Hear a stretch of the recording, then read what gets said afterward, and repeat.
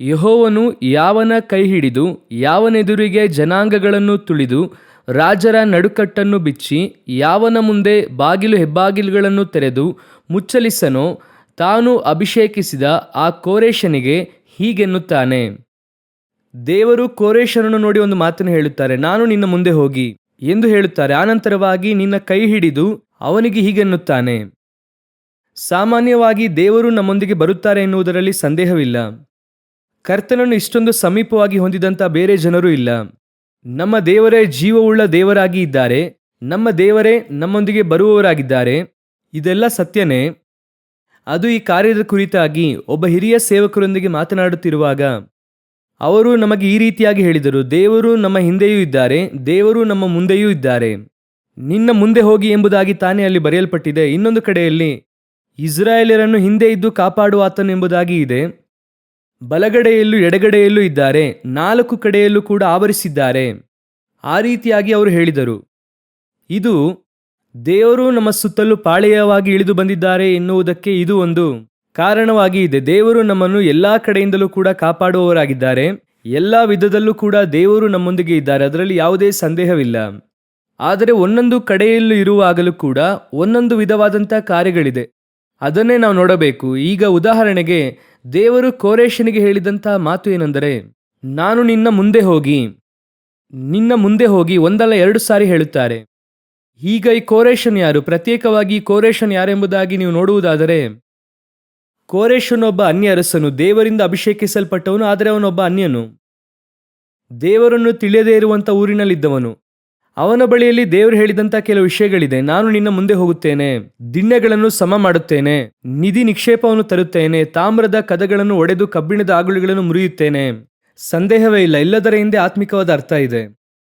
ಆದರೆ ದೇವರು ಮುಂದೆ ಹೋಗುವುದಕ್ಕೆ, ಒಬ್ಬ ಅನ್ಯ ಅರಸನ ಮುಂದೆ ಹೋಗುವುದಕ್ಕೆ ದೇವರು ಹೇಳುವಂಥ ಕಾರ್ಯ ಏನೆಂಬುದಾಗಿ ನೋಡುವುದಾದರೆ, ಅವನಿಗೆ ವೈಯಕ್ತಿಕವಾಗಿ, ನಾನು ಸ್ಪಿರಿಚುವಲ್ ಕಾರ್ಯಕ್ಕೆ ಬರುತ್ತಿಲ್ಲ, ವೈಯಕ್ತಿಕವಾಗಿ ಅವನತ್ರ ದೇವರು ಕೆಲವು ಕಾರ್ಯಗಳನ್ನು ಒಪ್ಪಿಸಿಕೊಡುತ್ತಾರೆ. ಅಂದರೆ ನೆಬೂಕದ್ನೆಚ್ಚರನ ರಾಜ್ಯಪಾಲನೆ ಬೆಲ್ಶಾಚರನ ಕೈಲಿ ಒಪ್ಪಿಸಿಕೊಡುತ್ತಾರೆ. ನೀವು ದಾನಿಯೇಲನ ಪುಸ್ತಕ 5ನೇ ಅಧ್ಯಾಯದಲ್ಲಿ ಓದುವಾಗ ಇದನ್ನು ನೋಡಬಹುದು. ಒಪ್ಪಿಸಿಕೊಡುತ್ತಾರೆ. ಅಂದು ಅವನ ಕೈಯಲ್ಲಿ ನೆಬೂಕದ್ನೆಚ್ಚರನ ಬ್ಯಾಬಿಲೋನಿನ ಆ ನಿಧಿ ನಿಕ್ಷೇಪವನ್ನು ಒಪ್ಪಿಸಿಕೊಡುತ್ತಾರೆ. ಗುಪ್ತವಾಗಿರುವ ಕಾರ್ಯಗಳನ್ನು ಒಪ್ಪಿಸಿಕೊಡುತ್ತಾರೆ. ಇದೆಲ್ಲವನ್ನು ಕೂಡ ದೇವರು ಪ್ರತ್ಯೇಕವಾಗಿ ಕೋರೇಶನ್ಗೆ ಒಪ್ಪಿಸಿಕೊಡುವುದು. ಇದು ಒಬ್ಬ ಅನ್ಯರಿಗೆ ದೇವರು ಮಾಡುವಂತಹ ಒಂದು ಕಾರ್ಯ. ಒಬ್ಬ ಅನ್ಯರಿಗೆ ದೇವರು ಮಾಡುವಂತಹ ಕಾರ್ಯ ಭೂಮಿಯಲ್ಲಿ ನಿಧಿ ನಿಕ್ಷೇಪವನ್ನು ತರುವಂಥದ್ದು. ನೀವು ಹಾಗೂ ನಾನು ಕ್ರಿಸ್ತನನ್ನು ಮುಂದಾಗಿ ಇಡುವುದಕ್ಕೆ ಕಾರಣವೇನು? ನಾವು ಅನೇಕ ಸಮಯದಲ್ಲಿ ಇವರು ಕೇಳುವಂಥ ಇದೇ ಕಾರಣಕ್ಕಾಗಿಯೇ ಕ್ರಿಸ್ತನನ್ನು ಹಿಂಬಾಲಿಸುತ್ತೇವೆ. ಲೋಕ ಪ್ರಕಾರವಾದಂಥ ಆಶೀರ್ವಾದ, ನಿಧಿ ನಿಕ್ಷೇಪ, ಲೌಕಿಕವಾದಂಥ ಕಾರ್ಯಗಳು, ಈ ಭೂ ಸಂಬಂಧವಾದದ್ದೆಲ್ಲವೂ ಕೂಡ ಅದರಲ್ಲಿ ಬರುತ್ತದೆ. ಸೊ ಇದುವೇ ನಮ್ಮ ಅವಶ್ಯಕತೆ. ಇದಕ್ಕಾಗಿಯೇ ದೇವರು ನಮ್ಮ ಮುಂದೆ ಹೋಗುತ್ತಾರೆ, ಬಾಗಿಲನ್ನು ತೆರೆಯುತ್ತಾರೆ ಎಂಬುದಾಗಿ ಹೇಳುವುದಾದರೆ, ನಮಗೂ ಕೋರೇಶನಿಗೂ ಏನು ವ್ಯತ್ಯಾಸ? ಅಂದರೆ ಲೌಕಿಕವಾಗಿ ಇರುವಂತಹ ಒಬ್ಬ ಅರಸನಿಗೂ ಕರ್ತನಿಂದ ಅಭಿಷೇಕಿಸಲ್ಪಟ್ಟ ಅವನು ಕೂಡ ಒಂದು ಕಾರಣಕ್ಕಾಗಿ ಅಭಿಷೇಕಿಸಲ್ಪಡುತ್ತಾರೆ. ಆದರೆ ನಮ್ಮನ್ನು ಕೂಡ ದೇವರ ಅರಸರಾಗಿ, ಯಾಜಕರಾಗಿ ಏನ್ ಮಾಡಿದ್ದಾರೆ? ಅಭಿಷೇಕ ಮಾಡಿದ್ದಾರೆ. ಹಾಗಾದ್ರೆ ನಮಗೂ ಅವ್ರಿಗೆ ಏನು ವ್ಯತ್ಯಾಸ? ಅವರಿಗೆ ಕೊಡುವಂತ ಆ ನಿಧಿ, ಅವರಿಗೆ ಕೊಡುವಂತ ಅದೇ ನಿಕ್ಷೇಪವೇ ನನಗೂ ಸಿಗುತ್ತದೆ ಎಂಬುದಾಗಿ ಹೇಳುವುದಾದರೆ, ಹಾಗಾದ್ರೆ ನಾನು ಯೇಸುವನ್ನು ಅಂಗೀಕರಿಸಿಕೊಂಡಿದ್ದಕ್ಕೆ ಏನು ಕಾರಣ? ಹಾಗಾದ್ರೆ ಲೋಕ ಪ್ರಕಾರವಾಗಿ ಸಿಗುವಂತ ಅದೇ ಆಶೀರ್ವಾದಕ್ಕೋಸ್ಕರವಾಗಿಯೇ ನಾನು ಯೇಸುವನ್ನು ಹಿಂಬಾಲಿಸುತ್ತಿದ್ದೇನೆ. ಅದೇ ನಿಧಿಯೇ, ಅದೇ ನಿಕ್ಷೇಪವೇ ನನಗೂ ಎಂಬುದಾಗಿ ಹೇಳುವುದಾದರೆ, ನಾನು ಯೇಸುವನ್ನು ಅಂಗೀಕರಿಸಿಕೊಂಡಿದ್ದಕ್ಕೆ ಏನು ವ್ಯತ್ಯಾಸ? ನನಗಿಂತ ಅವನೇ ಇನ್ನೂ ಕೂಡ ತುಂಬಾ ಚೆನ್ನಾಗಿದ್ದಾನಲ್ಲ. ಈ ವಾಕ್ಯದ ಪ್ರಕಾರ ದೇವರು ನಿಮಗೂ ನನಗೂ ತೆರೆದ ಬಾಗಿಲನ್ನು, ದೇವರು ಸ್ಮುರ್ನ ಸಭೆಯನ್ನು ನೋಡಿ ಹೇಳುತ್ತಾರೆ ತೆರೆದ ಬಾಗಿಲು ಎಂಬುದಾಗಿ. ದೇವರು ನಮಗೆ ಯಾಕೆ ಬಾಗಿಲು ಎಂಬುದಾಗಿ ಹೇಳುತ್ತಾರೆ, ತೆರೆದ ಬಾಗಿಲೆಂದು ಹೇಳುತ್ತಾರೆ ಅಂದರೆ, ಅವರು ನಮಗೆ ಕೊಡುವಂತ ನಿಧಿ ಬೇರೆ, ಅವರು ನಮಗೆ ಕೊಡುವಂತ ನಿಕ್ಷೇಪ ಬೇರೆ. ದೇವರ ಬಳಿ ಇರುವಂತ ನಿಧಿ ನಿಕ್ಷೇಪ ನೋಡುವುದಾದರೆ ಕೊಲೊಸ್ಸೆ 2ನೇ ಅಧ್ಯಾಯದಲ್ಲಿ ಹೇಳುತ್ತಾರೆ, ಅವರಲ್ಲಿ ಜ್ಞಾನ ತಿಳುವಳಿಕೆ ಎನ್ನುವಂತ ಬೊಕ್ಕಸ ಅಡಗಿದೆ. ಹಾಗಾದರೆ ನಮಗಿರುವಂತ ನಿಕ್ಷೇಪ ಬೇರೆ, ನಾವು ಹುಡುಕಬೇಕಾಗಿರುವುದು ಬೇರೆ. ಆದರೆ ಈಗ ದೇವರು ನಮ್ಮ ಮುಂದೆ ಹೋಗಿ ಏನು ಕೊಡುತ್ತಾರೆ? ಅನ್ಯನಾದ ಅರಸನ ಬಳಿ ಮುಂದೆ ಹೋಗುವುದು ಒಂದು ಪಾರ್ಟ್. ನಾವು ಅದಕ್ಕಾಗಿ ಅವರನ್ನು ಹುಡುಕಲಿಲ್ಲ. ನಾವು ಹುಡುಕುವಂತ ವಿಧ ಬೇರೆ, ನಾವು ಬೇರೆ ಕಾರ್ಯಕ್ಕೋಸ್ಕರವಾಗಿ ಹುಡುಕುತ್ತಿದ್ದೇವೆ. ಕತ್ತಲಲ್ಲಿ ಬಚ್ಚಿಟ್ಟಿರುವ ಆಸ್ತಿಪಾಸ್ತಿಯನ್ನು, ಗುಪ್ತ ಸ್ಥಳಗಳಲ್ಲಿ ಮರೆ ಮಾಡಿದ ನಿಧಿ ನಿಕ್ಷೇಪವನ್ನು ನಮಗೆ ದೇವರು ಬೇರೊಂದನ್ನು ಇಟ್ಟಿದ್ದಾರೆ. ದೇವರು ಹೇಳುತ್ತಾರೆ, ಈ ಪುಸ್ತಕವನ್ನು ಗುಪ್ತ ಸ್ಥಳದಲ್ಲಿ ಮರೆ ಮಾಡಿ ಇಡು. ನಮಗೆ ಬೇರೆ ಗುಪ್ತವಾದ ಕಾರ್ಯ ಇದೆ, ಅದರ ಒಳಗಿರುವಂತ ಕಾರ್ಯಗಳನ್ನು ಹುಡುಕಬೇಕು. ಅದೇ ಸತ್ಯವೇದವೇ ನಮಗೆ ನಿಕ್ಷೇಪ. ಇದರೊಳಗಿರುವಂತದ್ದೆಲ್ಲವನ್ನು ಕೂಡ ದೇವರು ಮುಚ್ಚಿಟ್ಟಿದ್ದಾರೆ. ಆಯಾ ಕಾಲಕ್ಕೆ ಬೇಕಾದದ್ದು ಆಸ್ತಿ ಪಾಸ್ತಿ ಎನ್ನುವಂಥದ್ದು ಜ್ಞಾನ ತಿಳುವಳಿಕೆ, ನಿಕ್ಷೇಪ ಎನ್ನುವಂಥದ್ದು ಸತ್ಯವೇದದಲ್ಲಿರುವಂತಹ ದೇವರ ಪ್ರಕಟಣೆ. ಇದಕ್ಕಾಗಿಯೇ ದೇವರು ತೆರೆದ ಬಾಗಿಲನ್ನು ಇಟ್ಟಿದ್ದಾರೆ. ತೆರೆದ ಬಾಗಿಲಂದ್ರೆ ಏನರ್ಥ? ಬಾಗಿಲು ಎನ್ನುವಂಥದ್ದು ಯೇಸುವನ್ನು ಸೂಚಿಸುತ್ತದೆ. ನಮ್ಮೆಲ್ಲರಿಗೂ ಗೊತ್ತಿರುವ ಹಾಗೆ ದೇವರು ನಮಗೆ ಎಲ್ಲವನ್ನು ಓಪನ್ ಮಾಡಿದ್ದಾರೆ, ಪರಿಶುದ್ಧಾತ್ಮನನ್ನು ಕಳುಹಿಸಿದ್ದಾರೆ. ಅವರು ಸಕಲ ಸತ್ಯತೆಯಲ್ಲಿ ನಮ್ಮನ್ನು ನಡೆಸುತ್ತಾರೆ. ಇದುವೇ ನಿಮ್ಮ ನನ್ನ ಮುಂದೆ ತೆರೆದ ಬಾಗಿಲನ್ನು ಇಟ್ಟಿದ್ದೇನೆ, ನಿಧಿ ನಿಕ್ಷೇಪವನ್ನು ತೆಗೆದುಕೊಳ್ಳುವಂಥದ್ದು. ಅದರ ಅರ್ಥ ಏನು? ದೇವರಾತ್ಮನು ಸಭೆಯೊಳಗೆ ಬರುತ್ತಾರೆ, ದೇವರಾತ್ಮನು ಸಭೆಯಲ್ಲಿ ಸಂಚರಿಸುತ್ತಾರೆ, ಸಕಲ ಸತ್ಯದಲ್ಲೂ ನಡೆಸುತ್ತಾರೆ. ಯೇಸುವೇ ಹೇಳುತ್ತಾರೆ, ನಾನು ಇನ್ನೂ ನಿಮಗೆ ಹೇಳಬೇಕಾದ ಕಾರ್ಯಗಳು ಅನೇಕ ಇದೆ, ಆದರೆ ಅದನ್ನು ನಿಮಗೆ ಹೇಳುವುದಾದರೆ ನೀವು ತಾಳುವುದಿಲ್ಲ. ನಾನು ಪರಿಶುದ್ಧಾತ್ಮನನ್ನು ಕಳುಹಿಸುತ್ತೇನೆ, ಅವರು ಬಂದು ನಿಮ್ಮನ್ನು ಸಕಲ ಸತ್ಯತೆಯಲ್ಲೂ ನಡೆಸುತ್ತಾರೆ. ಆ ಸಕಲ ಸತ್ಯವೇ ಆಸ್ತಿ ಪಾಸ್ತಿ ನಿಧಿ ನಿಕ್ಷೇಪ. ಅದನ್ನೇ ನೀವು ನಾನು ಹುಡುಕಬೇಕು. ಅದಕ್ಕಾಗಿಯೇ ತೆರೆದ ಬಾಗಿಲು. ನೋಹನ ಜಲಪ್ರಳಯದಲ್ಲಿ ದೇವರು ಬಾಗಿಲನ್ನು ಮುಚ್ಚಿದರು ಎಂಬುದಾಗಿ ಇದೆ. ಅದನ್ನು ತೆರೆದರೆ ಏನಾಗುತ್ತೆ? ನಾವೇ ಕಾಣದೆ ಹೋಗುತ್ತದೆ. ಹಾಗಾದ್ರೆ ದೇವರು ಬಾಗಿಲು ಮುಚ್ಚಿದ್ದು ಒಳ್ಳೆಯದ ಕೆಟ್ಟದ? ಒಳ್ಳೆಯದು. ಕೆಲವು ಕಡೆಯಲ್ಲಿ ಬಾಗಿಲು ಏನಾಗಿರಬೇಕು? ಮುಚ್ಚಲ್ಪಟ್ಟಿರಬೇಕು. ಕೆಲವು ಕಡೆಯಲ್ಲಿ ಬಾಗಿಲು ಏನಾಗಿರಬೇಕು? ತೆರೆಯಲ್ಪಟ್ಟಿರಬೇಕು. ಕರ್ತನು ಮುಚ್ಚಿದರೂ ಸ್ತೋತ್ರ, ಕರ್ತನು ತೆರೆದರೂ ಸ್ತೋತ್ರ. ಕೆಲವು ಸಮಯದಲ್ಲಿ ನೀವು ಅಂದುಕೊಂಡಿದ್ದು ಸಿಗುವುದಿಲ್ಲ, ದೇವರು ಮುಚ್ಚಿಟ್ಟಿರುತ್ತಾರೆ. ನೀವು ಗುದ್ದಾಡುತ್ತೀರಾ, ಒದ್ದಾಡುತ್ತೀರಾ. ದೇವರ ಹತ್ರ ಹೋಗಿ, ಏನ್ ದೇವರೇ, ನನಗೆ ಮಾತ್ರ ಬಾಗಿಲು ಮುಚ್ಚಲ್ಪಟ್ಟಿದೆ, ಆ ಬಾಗಿಲು ನಿಮಗೆ ಅವಶ್ಯವಿಲ್ಲ ಎಂದು ಅರ್ಥ. ಅದರ ಮೂಲಕ ನೀನು ಪ್ರವೇಶಿಸಬೇಡ ಎಂದು ಅರ್ಥ. ಅದು ನಿನಗೆ ಸಂಬಂಧಪಟ್ಟದಲ್ಲ ಎಂದು ಅರ್ಥ. ನಾನು ಒಂದನ್ನು ದೇವರ ಬಳಿಯಿಂದ ಕಲಿತುಕೊಂಡೆ, ನನಗೆ ಪರ್ಸನಲ್ ಆಗಿ. ದೇವರ ಕರದಲ್ಲಿ ಕೆಟ್ಟದೆಂಬುದು ಇಲ್ಲವೇ ಇಲ್ಲ. ಅವರಿಗೆ ಕೆಟ್ಟದ್ದನ್ನು ಮಾಡುವುದಕ್ಕೂ ಗೊತ್ತಿಲ್ಲ. ಅವರ ಪ್ರಕಾರವಾಗಿ ನನಗೆ ಮುಚ್ಚಿದರೂ ಒಳ್ಳೆಯದೇ, ಅವರು ತೆರೆದರೂ ನನಗೆ ಒಳ್ಳೆಯದೇ. ಅವರು ನನಗೆ ಯಾವುದನ್ನು ಇಟ್ಟಿದ್ದಾರೆ ಅದರಲ್ಲಿ ಸಂತೋಷವಾಗಿ ಪ್ರವೇಶಿಸಬೇಕು. ಅವರು ನಮ್ಮ ಜೀವಿತದಲ್ಲಿ ಏನೇ ಮಾಡಿದರೂ ನಮ್ಮ ಒಳಿತಿಗೋಸ್ಕರವಾಗಿ ಮಾತ್ರವೇ ಮಾಡುತ್ತಾರೆ. ಅದರಲ್ಲಿ ಕೆಡುಕು ಎನ್ನುವಂಥದ್ದು ಇಲ್ಲವೇ ಇಲ್ಲ. ಒಂದು ವೇಳೆ ನನಗೆ ಈಗ ಗೊತ್ತಾಗುವುದಿಲ್ಲ ಅಷ್ಟೇನೆ, ಅದು ನನಗೆ ನೋಡುವುದಕ್ಕೆ ಕೆಟ್ಟದಾಗಿ ಅನಿಸುತ್ತದೆ. ಈಗ ಇಸ್ರಾಯೇಲರನ್ನು ನೋಡಿ ದೇವರು ಹೇಳುತ್ತಾರೆ, ನೀವು ಹೋಗಿ 40 ವರ್ಷ ಸುತ್ತಿ ಬನ್ನಿ ಎಂದು ಹೇಳುತ್ತಾರೆ. ಕೂಡಲೇ ಇಸ್ರಾಯೇಲರಿಗೆಲ್ಲ ಮಾರ್ಗವು ಬೇಸರವಾಯಿತು. ಅಯ್ಯೋ, ದೇವರನ್ನು ಈ ರೀತಿಯಾಗಿ ಹೇಳಿದ್ರು, ಆಗಲ್ಲ, ನಾವೀಗಲೇ ಹೋಗ್ತೀವಿ, ದೇವರು ನಮಗೆ ದಂಡಿಸಿದರು ಎಂಬುದಾಗಿ ಹೇಳಿದರು. ಕರ್ತನು ಹೇಳಿದರ ಹಿಂದೆ ಅನೇಕ ಕಾರಣಗಳಿದೆ. ನೋಡಿ, ಇವರು ಯಾವ ಜನರನ್ನು ನೋಡಿ ಅಲ್ಲಿ ಭಯಪಟ್ಟರೋ, ಅನೋಕಿನ ಪುತ್ರರಾದ ರಾಕ್ಷಸರು ಎಂಬುದಾಗಿರುತ್ತದೆ. ಯಾರನ್ನು ನೋಡಿ ಅವರು ಭಯಪಟ್ಟರೋ, 40 ವರ್ಷ ಸುತ್ತಿಕೊಂಡು ಅವರು ಬರುವಾಗ ನೋಡುವುದಾದರೆ ಆ ಜನರು ಅಲ್ಲಿ ಇರುವುದಿಲ್ಲ. 40 ವರ್ಷದಲ್ಲಿ ಆ ಜನರನ್ನು ಏನು ಮಾಡಿರುತ್ತಾರೆ? ಅವರು ಅಲ್ಲಿ ಇಲ್ಲದೆ ಇರುವಂತೆ ಮಾಡಿರುತ್ತಾರೆ. ಹಾಗಾದರೆ ತಿರುಗಿ ಬರುವಾಗ ಆ ಜನರು ಅಲ್ಲಿ ಇಲ್ಲ. ಅದೇ ಸಮಯದಲ್ಲಿ ಯಾವ ಜನರು ಅವರನ್ನು ನೋಡಿ ಭಯಪಟ್ಟರೋ, 40 ವರ್ಷದಲ್ಲಿ ಆ ಭಯಪಟ್ಟಂತ ಜನರೂ ಇಲ್ಲ. ಈಗ ಒಳಗೆ ಪ್ರವೇಶಿಸುವಂತ ಜನರು ಹೇಗಿದ್ದಾರಂದ್ರೆ, ಅವರನ್ನು ನೋಡಿ ಭಯಪಡದೇ ಇರುವಂತ ಗುಂಪು. ಅದರ ಅರ್ಥ ಏನಂದರೆ, ನೀನು ಹೋಗಿ ನಾನು ಕೊಡುವಂತ ದೇಶದಲ್ಲಿ ಭಯಪಡದೆ ಸಂತೋಷವಾಗಿರಬೇಕೆಂದು ದೇವರು ಬಯಸುತ್ತಾರೆ. ಭಯಪಡಿಸಿದವನು ಇಲ್ಲ, ಭಯಪಟ್ಟವನೂ ಇಲ್ಲ. ಇದಕ್ಕೆ ದೇವರು 40 ವರ್ಷ ತೆಗೆದುಕೊಂಡ್ರು. ನಮಗೆ 40 ವರ್ಷ ಸುತ್ತಿಸಿದ್ದು ಹೇಗೆ ಇದೆ? ದಂಡನೆಯಾಗೇ ಇದೆ. ಕರ್ತನು ಕೆಲವು ಸಮಯದಲ್ಲಿ ನಮ್ಮನ್ನು ಸುತ್ತುವುದಕ್ಕೆ ಬಿಡುತ್ತಾರೆ ಅಂದರೆ ಅದರ ಹಿಂದೆ ಏನೋ ಒಳ್ಳೆಯದು ಇದೆ ಎಂದು ಅರ್ಥ. ಕೆಲವು ಸಮಯದಲ್ಲಿ ದೇವರು ಮಾಡುವಂತ ಡಿಲೇ ಒಳ್ಳೆಯದು. ಕರ್ತನು ನಮಗೆ ಕೇಡನ್ನು ಮಾಡುವುದಿಲ್ಲ, ಅವರಿಗೆ ಕೇಡನ್ನು ಮಾಡುವುದಕ್ಕೂ ಗೊತ್ತಿಲ್ಲ. ಇದು ದೇವರು ನಮ್ಮ ಮುಂದೆ ಹೋಗಿ ನಮಗೆ ಮಾಡುವಂತ ಕಾರ್ಯಗಳು. ಇದು ಒಂದು ಅನುಭವ. ಇದು ಲೋಕ ಪ್ರಕಾರವಾಗಿ ಸಿಗುವಂತ ಆಸ್ತಿ ಪಾಸ್ತಿ ನಿಧಿ ನಿಕ್ಷೇಪ, ತೆರೆದ ಬಾಗಿಲು, ಇದೆಲ್ಲ ಇದೆ. ಈ ನಡೆಯುವುದರಲ್ಲಿ ಮುಂದೆ ಹೋಗುವುದೆಂಬುದಾಗಿ ಒಂದಿದೆ ಅಲ್ವಾ? ಇದರಲ್ಲಿ ಇನ್ನೊಂದಿದೆ, ಇನ್ನೊಂದು ವಿಷಯ ಇದೆ. ಇದಕ್ಕಿಂತ ಒಂದು ಹಂತ ಸ್ವಲ್ಪ ಮೇಲೆ ಎಂಬುದಾಗಿ ಅಂದುಕೊಳ್ಳಬಹುದು. ಇದು ದೇವಜನರಿಗೆ ನಡೆಯುವಂತಹ ಒಂದು ವಿಷಯ. ಓದಿರಿ, ಕೀರ್ತನೆಗಳ ಪುಸ್ತಕ 91ನೇ ಅಧ್ಯಾಯ 11 ಹಾಗೂ 12ನೇ ವಾಕ್ಯ ಓದಿರಿ. ನೀನು ಹೋಗುವಲ್ಲೆಲ್ಲ ನಿನ್ನನ್ನು ಕಾಯುವುದಕ್ಕೆ ಆತನು ನಿನ್ನ ವಿಷಯವಾಗಿ ತನ್ನ ದೂತರಿಗೆ ಅಪ್ಪಣೆ ಕೊಡುವನು. ನಿನ್ನ ಕಾಲು ಕಲ್ಲಿಗೆ ತಗಲದಂತೆ ಅವರು ನಿನ್ನನ್ನು ಕೈಗಳಲ್ಲಿ ಎತ್ತಿಕೊಳ್ಳುವರು. ಇದು ಎರಡನೆಯದು. ಅಂದರೆ ನಿನ್ನ ಮುಂದೆ ತನ್ನ ದೂತರನ್ನು ಏನು ಮಾಡುತ್ತಾರೆ? ಕಳುಹಿಸುತ್ತಾರೆ. ಇದು ಆಗಾಗ್ಗೆ ನಮ್ಮ ಪ್ರಾರ್ಥನೆಗಳಲ್ಲಿ ನಾವು ಯೂಸ್ ಮಾಡುವಂಥ ಒಂದು ವಾಕ್ಯ. ಈ ವಾಕ್ಯವನ್ನು ನಾವು ಯಾವುದಕ್ಕೆ ಯೂಸ್ ಮಾಡುತ್ತೇವೆ ಅಂದರೆ ಸಂರಕ್ಷಣೆಗಾಗಿ. ನಮ್ಮ ಮುಂದೆ ಹೋಗಿ ದೇವರು ಹೋಗುತ್ತಾರೆ. ಇನ್ನೊಂದು ವಾಕ್ಯದಲ್ಲಿ ಹೇಳುತ್ತದೆ, ದೂತರು ಹೋಗುತ್ತಾರೆ. ಇವರು ಏನು ಮಾಡುತ್ತಾರೆ ಅಂದರೆ, ನಮ್ಮ ಕಾಲು ಕಲ್ಲಿಗೆ ತಗಲದಂತೆ ಅವ್ರು ಏನು ಮಾಡುತ್ತಾರಂತೆ? ಸಂರಕ್ಷಿಸುತ್ತಾರೆ. ನಿನ್ನ ಮಾರ್ಗದಲ್ಲೆಲ್ಲ ನಿನ್ನನ್ನು ಕಾಪಾಡುವುದಕ್ಕೆ ಎಂದು ಇದೆ. ಇದು ಸರಿಯಾಗಿ ತಾನೇ ಇದೆ. ಇದನ್ನೇ ತಾನೇ ನಾವು ವಾಗ್ದಾನದಲ್ಲಿ ಹೇಳುತ್ತೇವೆ. ದೇವರು ನಮಗೆ ಸಂರಕ್ಷಣೆ ಕೊಡುತ್ತಾರೆ, ನಮ್ಮ ಮುಂದೆ ದೂತರನ್ನು ಕಳುಹಿಸುತ್ತಾರೆ ಎಲ್ಲ ಹೇಳುತ್ತೇವಲ್ವಾ? ಈಗ ಈ ವಾಕ್ಯವನ್ನು ಓದಿರಿ, ವಿಮೋಚನ ಕಾಂಡ 33ನೇ ಅಧ್ಯಾಯ 3ನೇ ವಾಕ್ಯ.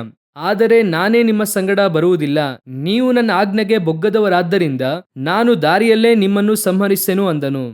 ಯೋಚನೆ ಮಾಡಿ ನೋಡಿ, ಈ ಕೀರ್ತನೆಯಲ್ಲಿ ನಾವು ಓದುವಾಗ ನಿಮಗೆ ದೂತರನ್ನು ಆಜ್ಞಾಪಿಸುತ್ತೇನೆ, ಅವರು ನಿಮ್ಮ ಮಾರ್ಗದಲ್ಲೆಲ್ಲ ಕಾಪಾಡುತ್ತಾರೆ ಎಲ್ಲ ಹೇಳುತ್ತಾರೆ. ಎಲ್ಲ ಕರೆಕ್ಟ್ ಆಗಿತ್ತು. ಆದರೆ ಈ ಸ್ಥಳದಲ್ಲಿ ಹೇಳುವಾಗ ಹೇಳುತ್ತಾರೆ, ನಾನು ನನ್ನ ದೂತರನ್ನು ನಿಮ್ಮ ಮುಂದೆ ಕಳುಹಿಸುವೆನು, ನಾನು ಇವರನ್ನು ಏನ್ ಮಾಡುತ್ತೇನೆ, ನಿರ್ಮೂಲ ಮಾಡುತ್ತೇನೆ. ಅದನ್ನೇ ಮಾಡುತ್ತಾರೆ, ನಾನು ಇವರನ್ನು ಕಳುಹಿಸುತ್ತೇನೆ, ನಾನು ಮಾಡಬೇಕಾದ ಕೆಲಸವನ್ನು ಮಾಡುತ್ತೇನೆ ಅಪ್ಪ, ಆದ್ರೆ ನಾನು ಬರುವುದಿಲ್ಲ. ನಾನು ಏನ್ ಮಾಡುತ್ತೇನೆ, ದೂತರನ್ನು ಕಳುಹಿಸುತ್ತೇನೆ. ಈಗ ಈ ಮಾತು ಮೋಶೆಗೆ ಸಂತೋಷವಾಗಿ ತಾನಿರಬೇಕು. ಯಾಕಂದ್ರೆ ಒಬ್ಬ ದೂತನು 1000 ಜನರನ್ನು, ಇನ್ನೊಬ್ಬ ಏನ್ ಮಾಡುತ್ತಾನೆ, 10,000 ಜನರನ್ನು ಸಂಹರಿಸುತ್ತಾನೆ. ಅವನಿಗೆ ಒಂದು ಕಡೆ ದೇವರು ಅಷ್ಟರ ಮಟ್ಟಿಗೆ ಆಶೀರ್ವಾದವನ್ನು ಕೊಟ್ಟಿದ್ದಾರೆ. ಒಬ್ಬ ದೂತ 180,000 ಜನರನ್ನು ಸಂಹರಿಸುತ್ತಾನೆ. ಆ ರೀತಿಯಾಗಿರುವಾಗ ಈಗ ನೀವು ನೋಡಿ, ದೇವರು ಮೋಶೆಗೆ ಹೇಳುತ್ತಾರೆ, ನಾನು ದೂತನನ್ನು ಕಳಿಸುತ್ತೇನೆ. ಈ ದೂತನು ಯಾರಂದ್ರೆ ಪಿಶಾಚನನ್ನೇ ಸರ್ಪಣಿಯಿಂದ ಕಟ್ಟಿ ಹಾಕುವಂತ ವ್ಯಕ್ತಿ. ಅಂತಹ ದೂತನನ್ನು ಕಳಿಸುತ್ತೇನೆ ಅಂತ ಹೇಳಿದ್ರೆ ಮೋಶೆ ಹೇಳುತ್ತಾನೆ, ಇಲ್ಲ ದೇವರೇ, ಈ ಮಾತು ದುಃಖಕರವಾದ ಮಾತು. ಓದಿರ 4ನೇ ವಾಕ್ಯದಲ್ಲಿ ಏನ್ ಹೇಳುತ್ತಾರೆ, ಇಸ್ರಾಯೇಲ್ ಜನರು ಈ ದುಃಖಕರವಾದ ವಾಕ್ಯವನ್ನು ಕೇಳಿ ಮನಗುಂದಿದವರಾದರೂ ಅವರಲ್ಲಿ ಒಬ್ಬರೂ ಆಭರಣಗಳನ್ನು ಧರಿಸಿಕೊಳ್ಳಲಿಲ್ಲ. ಈ ಮಾತು ಹೇಗಿತ್ತಂತೆ, ಹೇಗೆ ಅದು ದುಃಖವಾಗಿತ್ತು? ಹಾಗಾದ್ರೆ ದೇವರು ಹೇಳುವಾಗ ಹೇಗೆ ಹೇಳಿದ್ದಾರೆ? ದೇವರು ಹೇಳುವಾಗ ಹೇಗೆ ಹೇಳಿದ್ದಾರೆ? ಇದನ್ನು ಸಂತೋಷವಾಗಿಯೋ ಗಂಭೀರವಾಗಿಯೋ ಕೋಪದಿಂದ ಹೇಳಿಲ್ಲ. ಅವರು ಹೇಗೆ ಹೇಳಿದ್ದಾರೆ? ದುಃಖಕರವಾಗಿ ಹೇಳಿದ್ದಾರೆ. ಅವರು ಹೇಗೆ ಹೇಳಿದ್ದಾರೆ? ದುಃಖಕರವಾಗಿ. ಅಂದರೆ ಅವರು ಕೋಪದಿಂದ ಮಾತನಾಡಿಲ್ಲ. ಹೋಗು, ಇನ್ಮುಂದೆ ನಾನು ಬರುವುದಿಲ್ಲ ಎಂಬುದಾಗಿ ಆ ರೀತಿ ಹೇಳಿಲ್ಲ. ನಾನು ಇನ್ಮುಂದೆ ನಿನ್ನೊಂದಿಗೆ ಬರುವುದಿಲ್ಲಪ್ಪ, ನಾನು ನಿನ್ನ ಜೊತೆ ಬರುತ್ತಲೇ ಇದ್ದೆ ಅಂದ್ರೆ ಏನ್ ಮಾಡುತ್ತೇನೆ, ಕೋಪದಲ್ಲಿ ಹೊಡೆದ್ಬಿಡ್ತೀನಿ. ಆದ್ದರಿಂದ ನಾನು ಈಗ ಏನ್ ಮಾಡುತ್ತೇನೆ ಅಂದ್ರೆ, ನನ್ನ ಜೊತೆ ಇರುವಂತ ಒಬ್ಬ ದೂತ ಇದ್ದಾನೆ, ನಾನು ಅವನನ್ನು ಕಳುಹಿಸುತ್ತೇನೆ, ನೀನು ಕರ್ಕೊಂಡು ಹೋಗಪ್ಪ ಎಂಬುದಾಗಿ ಹೇಳುತ್ತಾರೆ. ಈ ವಾಕ್ಯ ಈ ದುಃಖವಾದ ಮಾತನ್ನು ಕೇಳಿದಾಗ, ಇಲ್ಲ ಅಂದ್ರೆ ದೇವರ ಕೋಪವುಳ್ಳ ಮಾತು ಕೇಳಿದಾಗ ಎಂಬುದಾಗಿರಬೇಕಾಗಿತ್ತು. ಕೋಪಗೊಂಡು ಹೇಳಿದರು ಎಂಬುದಾಗಿ ಬರಬೇಕಾಯಿತು. ಆದರೆ ವಾಕ್ಯ ಹೇಳುತ್ತದೆ ದುಃಖಕರವಾದ ಮಾತನ್ನು ಕೇಳಿದಾಗ. ಹಾಗಂದ್ರೆ ಏನರ್ಥ? ಕರ್ತನು ದೂತನನ್ನು ಕಳಿಸಿದರು ಎನ್ನುವುದಕ್ಕಿಂತ ಕರ್ತನು ನಮ್ಮ ಮುಂದೆ ಬರುವುದು ಎನ್ನುವಂಥದ್ದೇ ಮುಖ್ಯ. ದೂತನು ಬರುವಂಥದ್ದು ಮುಖ್ಯವಿಲ್ವಾ? ದೂತನು ಬರುವಂಥದ್ದು ಮುಖ್ಯ. ಕರ್ತನು ಬರುವಾಗ ದೂತನು ಬರುವುದು ಮುಖ್ಯ. ಕರ್ತನು ಸಂತೋಷವಾಗಿ ಒಬ್ಬ ದೂತನನ್ನು ಕಳಿಸಿದ್ರೆ ಸಂತೋಷವೇ. ಆದರೆ ಇಲ್ಲಿ ದೇವರು ಸಂತೋಷವಾಗಿ ಕಳಿಸ್ತಿಲ್ಲ. ಅವ್ರು ಹೇಳುತ್ತಾರೆ, ನಾನು ಕಳಿಸ್ತೇನೆ. ಆಲ್ಟರ್ನೇಟ್, ದೇವರ ಹತ್ರ ಆಲ್ಟರ್ನೇಟ್ ಆಪ್ಷನ್ ಚೆನ್ನಾಗೇ ಇರುತ್ತದೆ. ದೇವರು ಆಲ್ಟರ್ನೇಟ್ ಅನ್ನು ಕೊಡುತ್ತಾರೆ, ಆದರೆ ಅದನ್ನು ಕೂಡ ಬೆಸ್ಟ್ ಆಗಿ ಕೊಡುತ್ತಾರೆ. ಆದರೆ ಅವರು ಫಸ್ಟ್ ಒಂದನ್ನು ಹೇಳಿದ್ರಲ್ವಾ, ಅದುವೇ ಇರುವುದರಲ್ಲೇ ದಿ ಬೆಸ್ಟ್. ಅನೇಕ ಸಮಯದಲ್ಲಿ ಈಗ ದಾವಿದನು ಹೋಗಿ ದೇವರ ಹತ್ರ ದೇವಾಲಯ ಕೇಳುತ್ತಾನೆ. ದೇವಾಲಯವನ್ನು ಕೇಳಿದ ಕೂಡಲೇ ದೇವರು ಹೇಳುತ್ತಾರೆ, ಸೊಲೊಮೋನನ ಮೂಲಕ ಕಟ್ಟಿಕೊ ಅಂತ ಹೇಳುತ್ತಾರೆ. ಆದರೆ ಇದು ಕರ್ತನ ಚಿತ್ತವಲ್ಲ. ಕರ್ತನ ಚಿತ್ತ ದೇವದರ್ಶನ ಗುಡಾರವೇ. ಆದ್ರಿಂದ ದೇವರು ಕೇಳುತ್ತಾರೆ ದಾವಿದನ ನೋಡಿ, ನಾನು ನಿಮ್ಮಲ್ಲಿ ಯಾರಿಗಾದ್ರೂ ದೇವಾಲಯ ಬೇಕು ಅಂತ ಕೇಳಿದ್ನಾ? ನಾನು ಕೈಗಳಿಂದ ಕಟ್ಟಿದ ಆಲಯದಲ್ಲಿ ಇರುವುದಿಲ್ಲ ಎಲ್ಲ ಹೇಳುತ್ತಾರೆ. ಆ ರೀತಿ ಹೇಳಿ ದೇವರು ಹೇಳುತ್ತಾರೆ ದಾವಿದನ ನೋಡಿ, ನೀನು ಕೇಳಿದ್ಯಾ, ಸರಿ ಕಟ್ಟಿಕೋ. ಹಾಗಂದರು. ಈಗ ಆ ದೇವಾಲಯ ನೋಡಿ, ಮಹತ್ವ ಉಳ್ಳದ್ದು, ಮಹಿಮೆ ಇಳಿಯುತ್ತದೆ. ಒಬ್ಬರು ಕೂಡ ಸೇವೆ ಮಾಡಲಿಕ್ಕೆ ಆಗದೇ ಇರುವಂಥ ಶಕಿನಾ ಮಹಿಮೆ ಇಳಿಯುತ್ತದೆ, ಎಲ್ಲ ಅಲ್ಲಿದೆ. ಆದರೆ ದೇವರ ಫಸ್ಟ್ ಪ್ಲಾನ್ ಇದೆಯಲ್ಲ, ದೇವದರ್ಶನ ಗುಡಾರ, ಅದಕ್ಕೆ ಇದೇನಾಗೋದಿಲ್ಲ. ಒಂದು ದಿನ ಈಕ್ವಲ್ ಆಗುವುದಿಲ್ಲ. ಯಾಕಂದ್ರೆ ಪರಲೋಕದ ಮಾಡೆಲೇ ದೇವದರ್ಶನ ಗುಡಾರ. ಪ್ರಕಟಣೆಯ ಪುಸ್ತಕ 15:5ನೇ ವಾಕ್ಯ ಓದಿರಿ. ಇದಾದ ಮೇಲೆ ನಾನು ನೋಡಿದಾಗ ಪರಲೋಕದಲ್ಲಿರುವ ದೇವದರ್ಶನ ಗುಡಾರದ ಪವಿತ್ರ ಸ್ಥಾನವು ತೆರೆಯಿತು. ಪರಲೋಕದಲ್ಲಿ ದೇವದರ್ಶನ ಗುಡಾರವು ತೆರೆಯಿತು. ಹಾಗಂದ್ರೆ ಏನರ್ಥ? ಆ ದೇವದರ್ಶನ ಗುಡಾರ ಇದೆಯಲ್ಲ ಪರಲೋಕದಲ್ಲಿ, ಅದುವೇ ದೇವರ ಆಲಯ. ಆ ಮಾಡೆಲನ್ನೇ ಮೋಶೆಗೆ ತೋರಿಸಿದ್ರು. ಈಗ ದಾವಿದನೇನ್ ಮಾಡುತ್ತಾನೆ, ಅದಕ್ಕೆ ಒಂದು ಆಲ್ಟರ್ನೇಟ್ ಅನ್ನು ಕೇಳುತ್ತಾನೆ ಭೂಮಿಯಲ್ಲಿ, ಅದಕ್ಕೆ ಸರಿಯಾದ ಇನ್ನೊಂದು. ಕೂಡಲೇ ದೇವರು ಹೇಳ್ತಾರೆ, ಸರಿ ಕೇಳಿದ್ದು ದಾವಿದನು, ಕೊಡುತ್ತೇನೆ. ಆದರೆ ಆ ಫಸ್ಟ್ ಇತ್ತಲ್ಲ ದೇವದರ್ಶನ ಗುಡಾರ, ಅದಕ್ಕೆ ಈಕ್ವಲ್ ಆಗಿದೆ ಏನಾಗಲ್ಲ, ಯಾವತ್ತೂ ಬರೋದಿಲ್ಲ. ದಾವಿದನು ಕೇಳಿದಂತ ದೇವರ ಆಲಯವನ್ನು ಕೊಡುತ್ತಾರೆ. ಆಲಯವು ಭೂಮಿಯಲ್ಲಿ ಇದ್ದ ಕಾಲಕ್ಕಿಂತ ಆಲಯ ಭೂಮಿಯಲ್ಲಿ ಇಲ್ಲದೇ ಇರುವಂತ ಕಾಲವೇ ಜಾಸ್ತಿ. ನಾನು ಹೇಳುವುದು ಅರ್ಥವಾಗುತ್ತಿದೆಯಾ? ಸೊಲೊಮೋನನು ದೇವಾಲಯವನ್ನು ಕಟ್ಟುತ್ತಾರೆ, ಹೆಚ್ಚು ಕಮ್ಮಿ ಕ್ರಿಸ್ತಪೂರ್ವ 168ನೇ ವರ್ಷದಲ್ಲಿ ಅದು ಕೆಡವಲ್ಪಟ್ಟಿತು. ಆಂಟಿಯಾಕಸ್ ಎಪಿಫನಸ್ ಅದನ್ನು ಕೆಡವಿದರು. ಆ ಆಲಯ ಕೆಡವಲ್ಪಡುತ್ತದೆ. ನಡುವೆ ನೆಬೂಕದ್ನೆಚ್ಚರ್ ಕೆಡವುತ್ತಾರೆ. ಆಮೇಲೆ ಒಂದು 70 ವರ್ಷ ಆಲಯ ಇಲ್ಲ. ಎರಡನೆಯದಾಗಿ ಜೆರುಬ್ಬಾಬೆಲ್ ಕಟ್ಟುತ್ತಾರೆ, ಅದನ್ನು ತೀತುರಾಯ ಕೆಡವುತ್ತಾರೆ. ಈಗಲೂ 2000 ವರ್ಷದಿಂದ ಆಲಯ ಇಲ್ಲ. ಆಲಯ ಇದ್ದಂತ ಕಾಲಕ್ಕಿಂತಲೂ ಆಲಯ ಇಲ್ಲದೇ ಇರುವ ಕಾಲವೇ ಜಾಸ್ತಿ. ಆದರೆ ದೇವದರ್ಶನ ಗುಡಾರ ಇದೆಯಲ್ಲ, ಅದೇ ಗಾಡ್ಸ್ ಪ್ಲಾನ್. ಆ ರೀತಿಯಾಗಿಯೇ ಇಲ್ಲೂ ಕೂಡ ಕರ್ತನು ಮುಂದೆ ಹೋಗುವಂಥದ್ದೇ, ನನ್ನ ಸಮ್ಮುಖವು ನಿನ್ನ ಮುಂದೆ ಹೋಗುತ್ತದೆ, ಇದೇ ಗಾಡ್ಸ್ ಪ್ಲಾನ್. ಆದರೆ ಬೇರೆ ಮಾರ್ಗವಿಲ್ಲ. ಇವರೊಂದಿಗೆ ಬಂದರೆ ನಾನೇನಾಗ್ತೇನೆ, ನಿಮ್ಮನ್ನು ಕೊಂದು ಹಾಕುತ್ತೇನೆ. ಆದ್ರಿಂದ ದೇವರು ಹೇಳ್ತಾರೆ, ನಾನೇನ್ ಮಾಡುತ್ತೇನೆ, ಒಬ್ಬ ದೂತನನ್ನು ಕಳುಹಿಸುತ್ತೇನೆ, ನೀನು ಕರ್ಕೊಂಡು ಹೋಗು. ಅವನು ಕೂಡ ಏನ್ ಮಾಡುತ್ತಾನೆ, ಎಬುಸ್ಯರು, ಇವಿಯರು ಇವರೆಲ್ಲರನ್ನು ಕೂಡ ಓಡಿಸಿ ದೇಶವನ್ನು ನಿಮಗೆ ಕೊಡುತ್ತಾನೆ, ಎಲ್ಲ ಮಾಡುತ್ತಾನೆ. ಈ ದುಃಖಕರವಾದ ಮಾತನ್ನು ಕೇಳಿದಾಗ ಜನರಿಗೂ ಗೊತ್ತಾಗ್ತಾ ಇದೆ ಮಾತು ಹೇಗಿದೆ, ದುಃಖ ಕಷ್ಟಕರವಾಗಿದೆ, ದೇವರು ಬರುವುದಿಲ್ಲ ಎಂಬುದಾಗಿ ಹೇಳಿದ್ದಾರೆ ಎಂದು. ಅನೇಕ ಸಮಯದಲ್ಲಿ ನಮಗೆ ಸಂರಕ್ಷಣೆ ಬೇಕೆಂದು ನಾವು ಗ್ರಹಿಸುತ್ತೇವೆ. ಈ ದೂತರುಗಳ ಕಾರ್ಯಗಳ ಹಾಗೆ ನಾವು ಗ್ರಹಿಸುತ್ತೇವೆ. ಆದರೆ ಈಗ ಕರ್ತನು ಜೊತೆಗೆ ಬರುತ್ತಾ ಇದ್ದಾರೆ ಎನ್ನುವುದೇ ಪ್ರಶ್ನೆ. ನಾವು ಅನೇಕ ಸಮಯದಲ್ಲಿ ಇದನ್ನೇ ಸ್ವಲ್ಪ ಕಾನ್ಸಂಟ್ರೇಟ್ ಮಾಡಬೇಕು. ಮೋಶೆಗೆ ದೂತನ ಮೂಲಕವಾಗಿ ಬರುವಂತ ಸಂರಕ್ಷಣೆ ಬೇಕಾ, ಕರ್ತನ ಮೂಲಕ ಬರುವಂತ ಸಂರಕ್ಷಣೆ ಬೇಕಾ ಅಂದ್ರೆ ಕರ್ತನ ಮೂಲಕ ಬರುವಂತ ಸಂರಕ್ಷಣೆಯೇ ಬೇಕು. ಕರ್ತನು ಕೋಪಗೊಂಡಿದ್ದಾರೆ, ಪರವಾಗಿಲ್ಲ ನೀವೇ ಬನ್ನಿ, ನಾನು ನಡುವೆ ಬಂದರೆ ನಿಮ್ಮನ್ನು ಸಂಹಾರ ಮಾಡುತ್ತೇನೆ, ಪರವಾಗಿಲ್ಲ ನೀವೇ ಬನ್ನಿ. ಅದು ಅವರಿಗೆ ಗೊತ್ತು. ಈ ಡಿಫ್ರೆನ್ಸ್ ನಿಮಗೂ ನನಗೂ ಏನಾಗಬೇಕು, ಅರ್ಥವಾಗಬೇಕು. ಯಾವುದು ಬೇಕೆಂಬುದಾಗಿ ನಾವೇ ಸೆಲೆಕ್ಟ್ ಮಾಡಬೇಕು. ನಮ್ಮ ಮುಂದೆ ಏನು ಹೋಗ್ಬೇಕೆಂಬುದಾಗಿ ನಾವೇ ಸೆಲೆಕ್ಟ್ ಮಾಡಬೇಕು. ದೇವರು ಕೇಳುತ್ತಾರೆ, ನಾನು ಹೋಗುತ್ತೇನೆ, ನಾನು ನಡೆಸುತ್ತೇನೆ, ಆದರೆ ಹೀಗೆ ನಡೆಯಬೇಕು, ಹೀಗೆ ಹೋಗಬೇಕು, ನಾನು ಹೇಳುವ ಪ್ರಕಾರವೇ ಇರಬೇಕು. ಹಾಗಂದರೆ ಮಾತ್ರವೇ ನಾನು ನಿನ್ನ ಮುಂದೆ ಹೋಗಿ ಎಲ್ಲವನ್ನು ಸರಿ ಮಾಡಿ ಕೊಡುತ್ತೇನೆ. ಇಲ್ಲ, ನನ್ನ ಇಷ್ಟದ ಪ್ರಕಾರವಾಗಿ ನಾನು ಹೋಗುತ್ತೇನೆ, ನನಗೆ ಸ್ವಲ್ಪ ರಿಲ್ಯಾಕ್ಸ್ ಆಗಿರಬೇಕು, ಸ್ವಲ್ಪ ಹಾಗೆ ಹೀಗೆ ಇರಬೇಕು ಅಂದ್ರೆ ದೇವ್ರು ಹೇಳುತ್ತಾರೆ, ಸರಿ ನೀನು ಹೋಗು, ಆದರೆ ನಾನು ಬರುವುದಿಲ್ಲ. ಆದರೂ ಕೂಡ ನೀನು ನನ್ನ ಮಗ, ನಿನ್ನನ್ನು ಹಾಗೆ ನಾನು ಬಿಡುವುದಕ್ಕೆ ಆಗಲ್ಲ. ನಾನೇನ್ ಮಾಡ್ತೇನೆ, ನಾನು ಸೇಫ್ಟಿಗೆ ಒಬ್ಬನನ್ನು ಕಳಿಸುತ್ತೇನೆ. ಬಾಡಿಗಾರ್ಡ್ ಬೇಕಾ, ಹೀಗೆ ಅನ್ಕೊಳ್ಳಿ, ಬಾಡಿಗಾರ್ಡ್ ಬೇಕಾ ಅಥವಾ ಅಪ್ಪ ಬೇಕಾ? ಕೆಲವು ಸಮಯದಲ್ಲಿ ಬಾಡಿಗಾರ್ಡ್ ನೋಡುವುದಾದ್ರೆ ಭಯಂಕರವಾದ ವ್ಯಕ್ತಿಯಾಗಿರುತ್ತಾರೆ. ನೀವು ಎಲ್ಲೋ ಒಂದು ಕಡೆ ಹೋಗುತ್ತೀರಾ, ಅಲ್ಲಿ ಬಾಡಿಗಾರ್ಡ್ ನೋಡುವುದಾದ್ರೆ ಭಯಂಕರವಾಗಿರ್ತಾರೆ, ಗನ್ನೆಲ್ಲ ಇಟ್ಕೊಂಡಿರ್ತಾರೆ. ಜೊತೆಗೆ ಬರುವಂತ ಅಪ್ಪನ ಹತ್ರ ಏನೂ ಇರುವುದಿಲ್ಲ. ಆದರೆ ಸಂಬಂಧದ ರೀತಿಯಲ್ಲಿ ಬಾಡಿಗಾರ್ಡ್ಗಿಂತಲೂ ಅಪ್ಪನೇ ನಮಗೆ ಕ್ಲೋಸ್. ಅಪ್ಪ ಜೊತೆಗಿರುವಂಥದ್ದು ಯಾವತ್ತೂ ಒಳ್ಳೆಯದು, ಅಮ್ಮ ಜೊತೆಗಿರುವಂಥದ್ದು ಯಾವತ್ತೂ ಕೂಡ ಅದು ಒಳ್ಳೆಯದು. ಯಾಕೋ ಬಾಡಿಗಾರ್ಡ್ ಬೇಡ ಅನ್ನುತ್ತಾ ಇದೆಯಾ? ಯಾಕೆಂದ್ರೆ ಅವನು ಹೇಳುತ್ತಾನೆ, ಈ ಬಾಡಿಗಾರ್ಡ್ ಇದ್ದಾನಲ್ಲ, ಅವನು ಆಜ್ಞೆಯ ಪ್ರಕಾರ ನಡೆಯುವಂಥವನು. ಒಡಿ ಅಂದ್ರೆ ಒಡೆಯುತ್ತಾನೆ, ಬಾ ಅಂದ್ರೆ ಬರುತ್ತಾನೆ, ಹೋಗು ಅಂದ್ರೆ ಹೋಗುತ್ತಾನೆ. ಆದರೆ ನನಗೆ ಯಾರು ಬೇಕು ಗೊತ್ತಾ?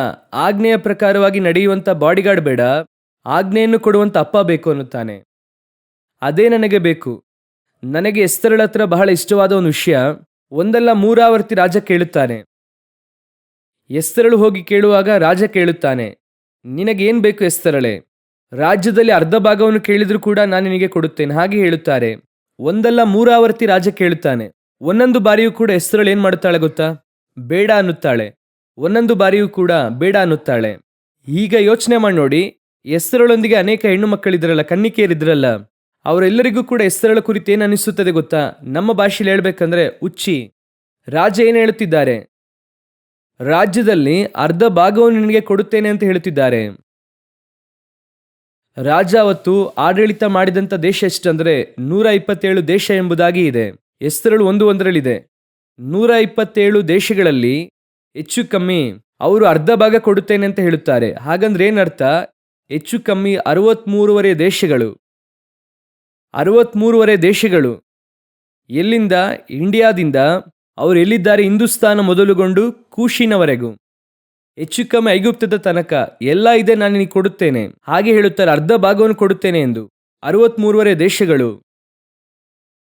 ಆಕೆ ಹೇಳುತ್ತಾಳೆ, ಅದೆಲ್ಲ ನನಗೆ ಬೇಡ ಎಂದು.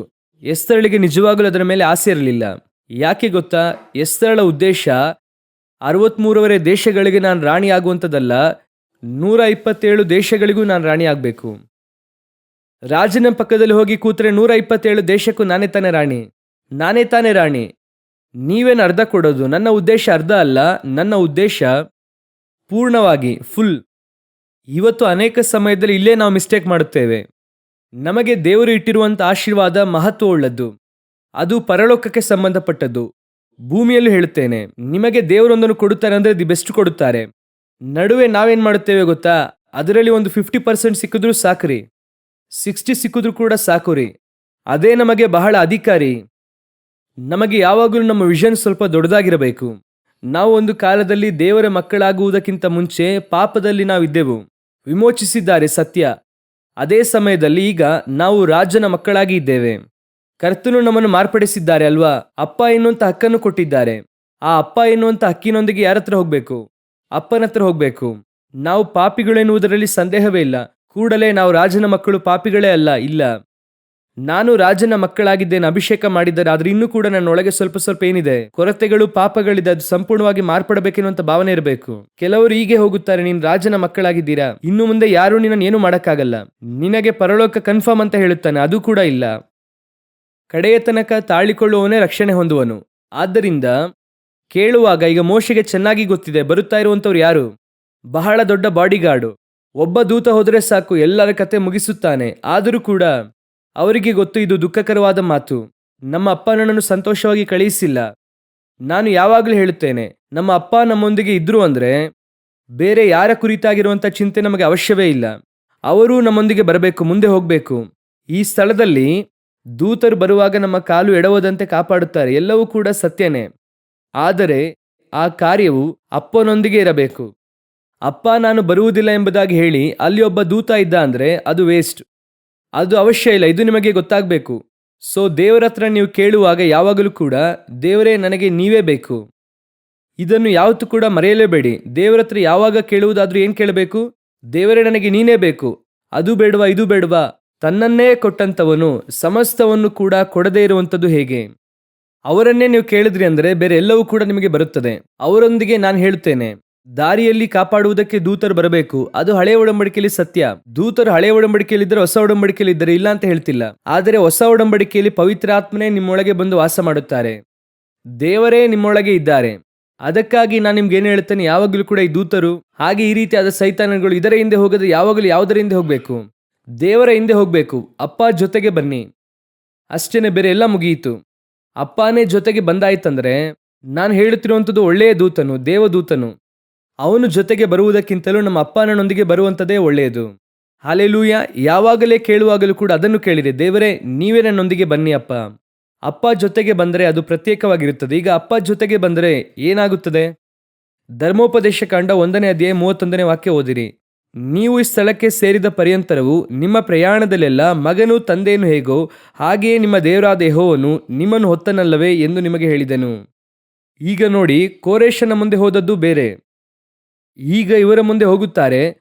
ಒಂದು ಹಂತದಲ್ಲಿ ಹೇಳುತ್ತಾರೆ, ಇಲ್ಲಪ್ಪ ನಾನು ಬರುವುದಿಲ್ಲ, ನೀವು ಹೀಗೆ ಇದ್ದರೆ ಸಮಸ್ಯೆ ಆಗುತ್ತದೆ, ನಾನೊಬ್ಬ ದೂತನನ್ನು ಕಳುಹಿಸುತ್ತೇನೆ. ಆಗ ಮೋಶೆ ಹೇಳುತ್ತಾನೆ, ಆ ಕಥೆ ಎಲ್ಲ ಬೇಡ, ನೀವು ಬಂದ್ರೇನೆ ನಾನೇನು ಮಾಡುತ್ತೇನೆ, ಹೋಗುತ್ತೇನೆ. ನೀವು ಹೇಳಿದ್ದೀರಲ್ಲ ಈ ಜನರೊಂದಿಗೆ ಇರುತ್ತೇನೆ ಎಂಬುದಾಗಿ, ಎಲ್ಲ ಕೇಳಿಯೂ ಸರಿ, ಕಡೆಯದಾಗಿ ಬರುತ್ತೇನೆ, ನನ್ನ ಸಮ್ಮುಖ ನಿನ್ನ ಮುಂದೆ ಹೋಗುತ್ತದೆ ಎಲ್ಲ ಹೇಳುತ್ತಾರೆ. ಆದರೆ ಈಗ ಹೇಗೆ ಕರ್ಕೊಂಡು ಬರುತ್ತಾರೆ ಗೊತ್ತಾ?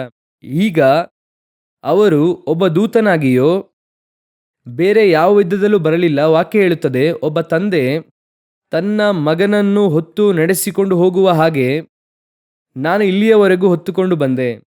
ಈ ತಂದೆ ಮಕ್ಕಳನ್ನು ಹೊರುವಂಥದ್ದಿದೆಯಲ್ಲ, ಇದು ಸ್ವಲ್ಪ ವ್ಯತ್ಯಾಸವಾದದ್ದು. ಒಂದು ಟ್ರಾವೆಲಲ್ಲಿ ನೀವು ಬಾಡಿಗಾರ್ಡೊಂದಿಗೆ ಹೋಗುವಂಥದ್ದು ಬೇರೆ. ಒಂದು ಟ್ರಾವೆಲಲ್ಲಿ ನಿಮ್ಮ ಮುಂದೆ ಒಬ್ಬ ಗೈಡ್.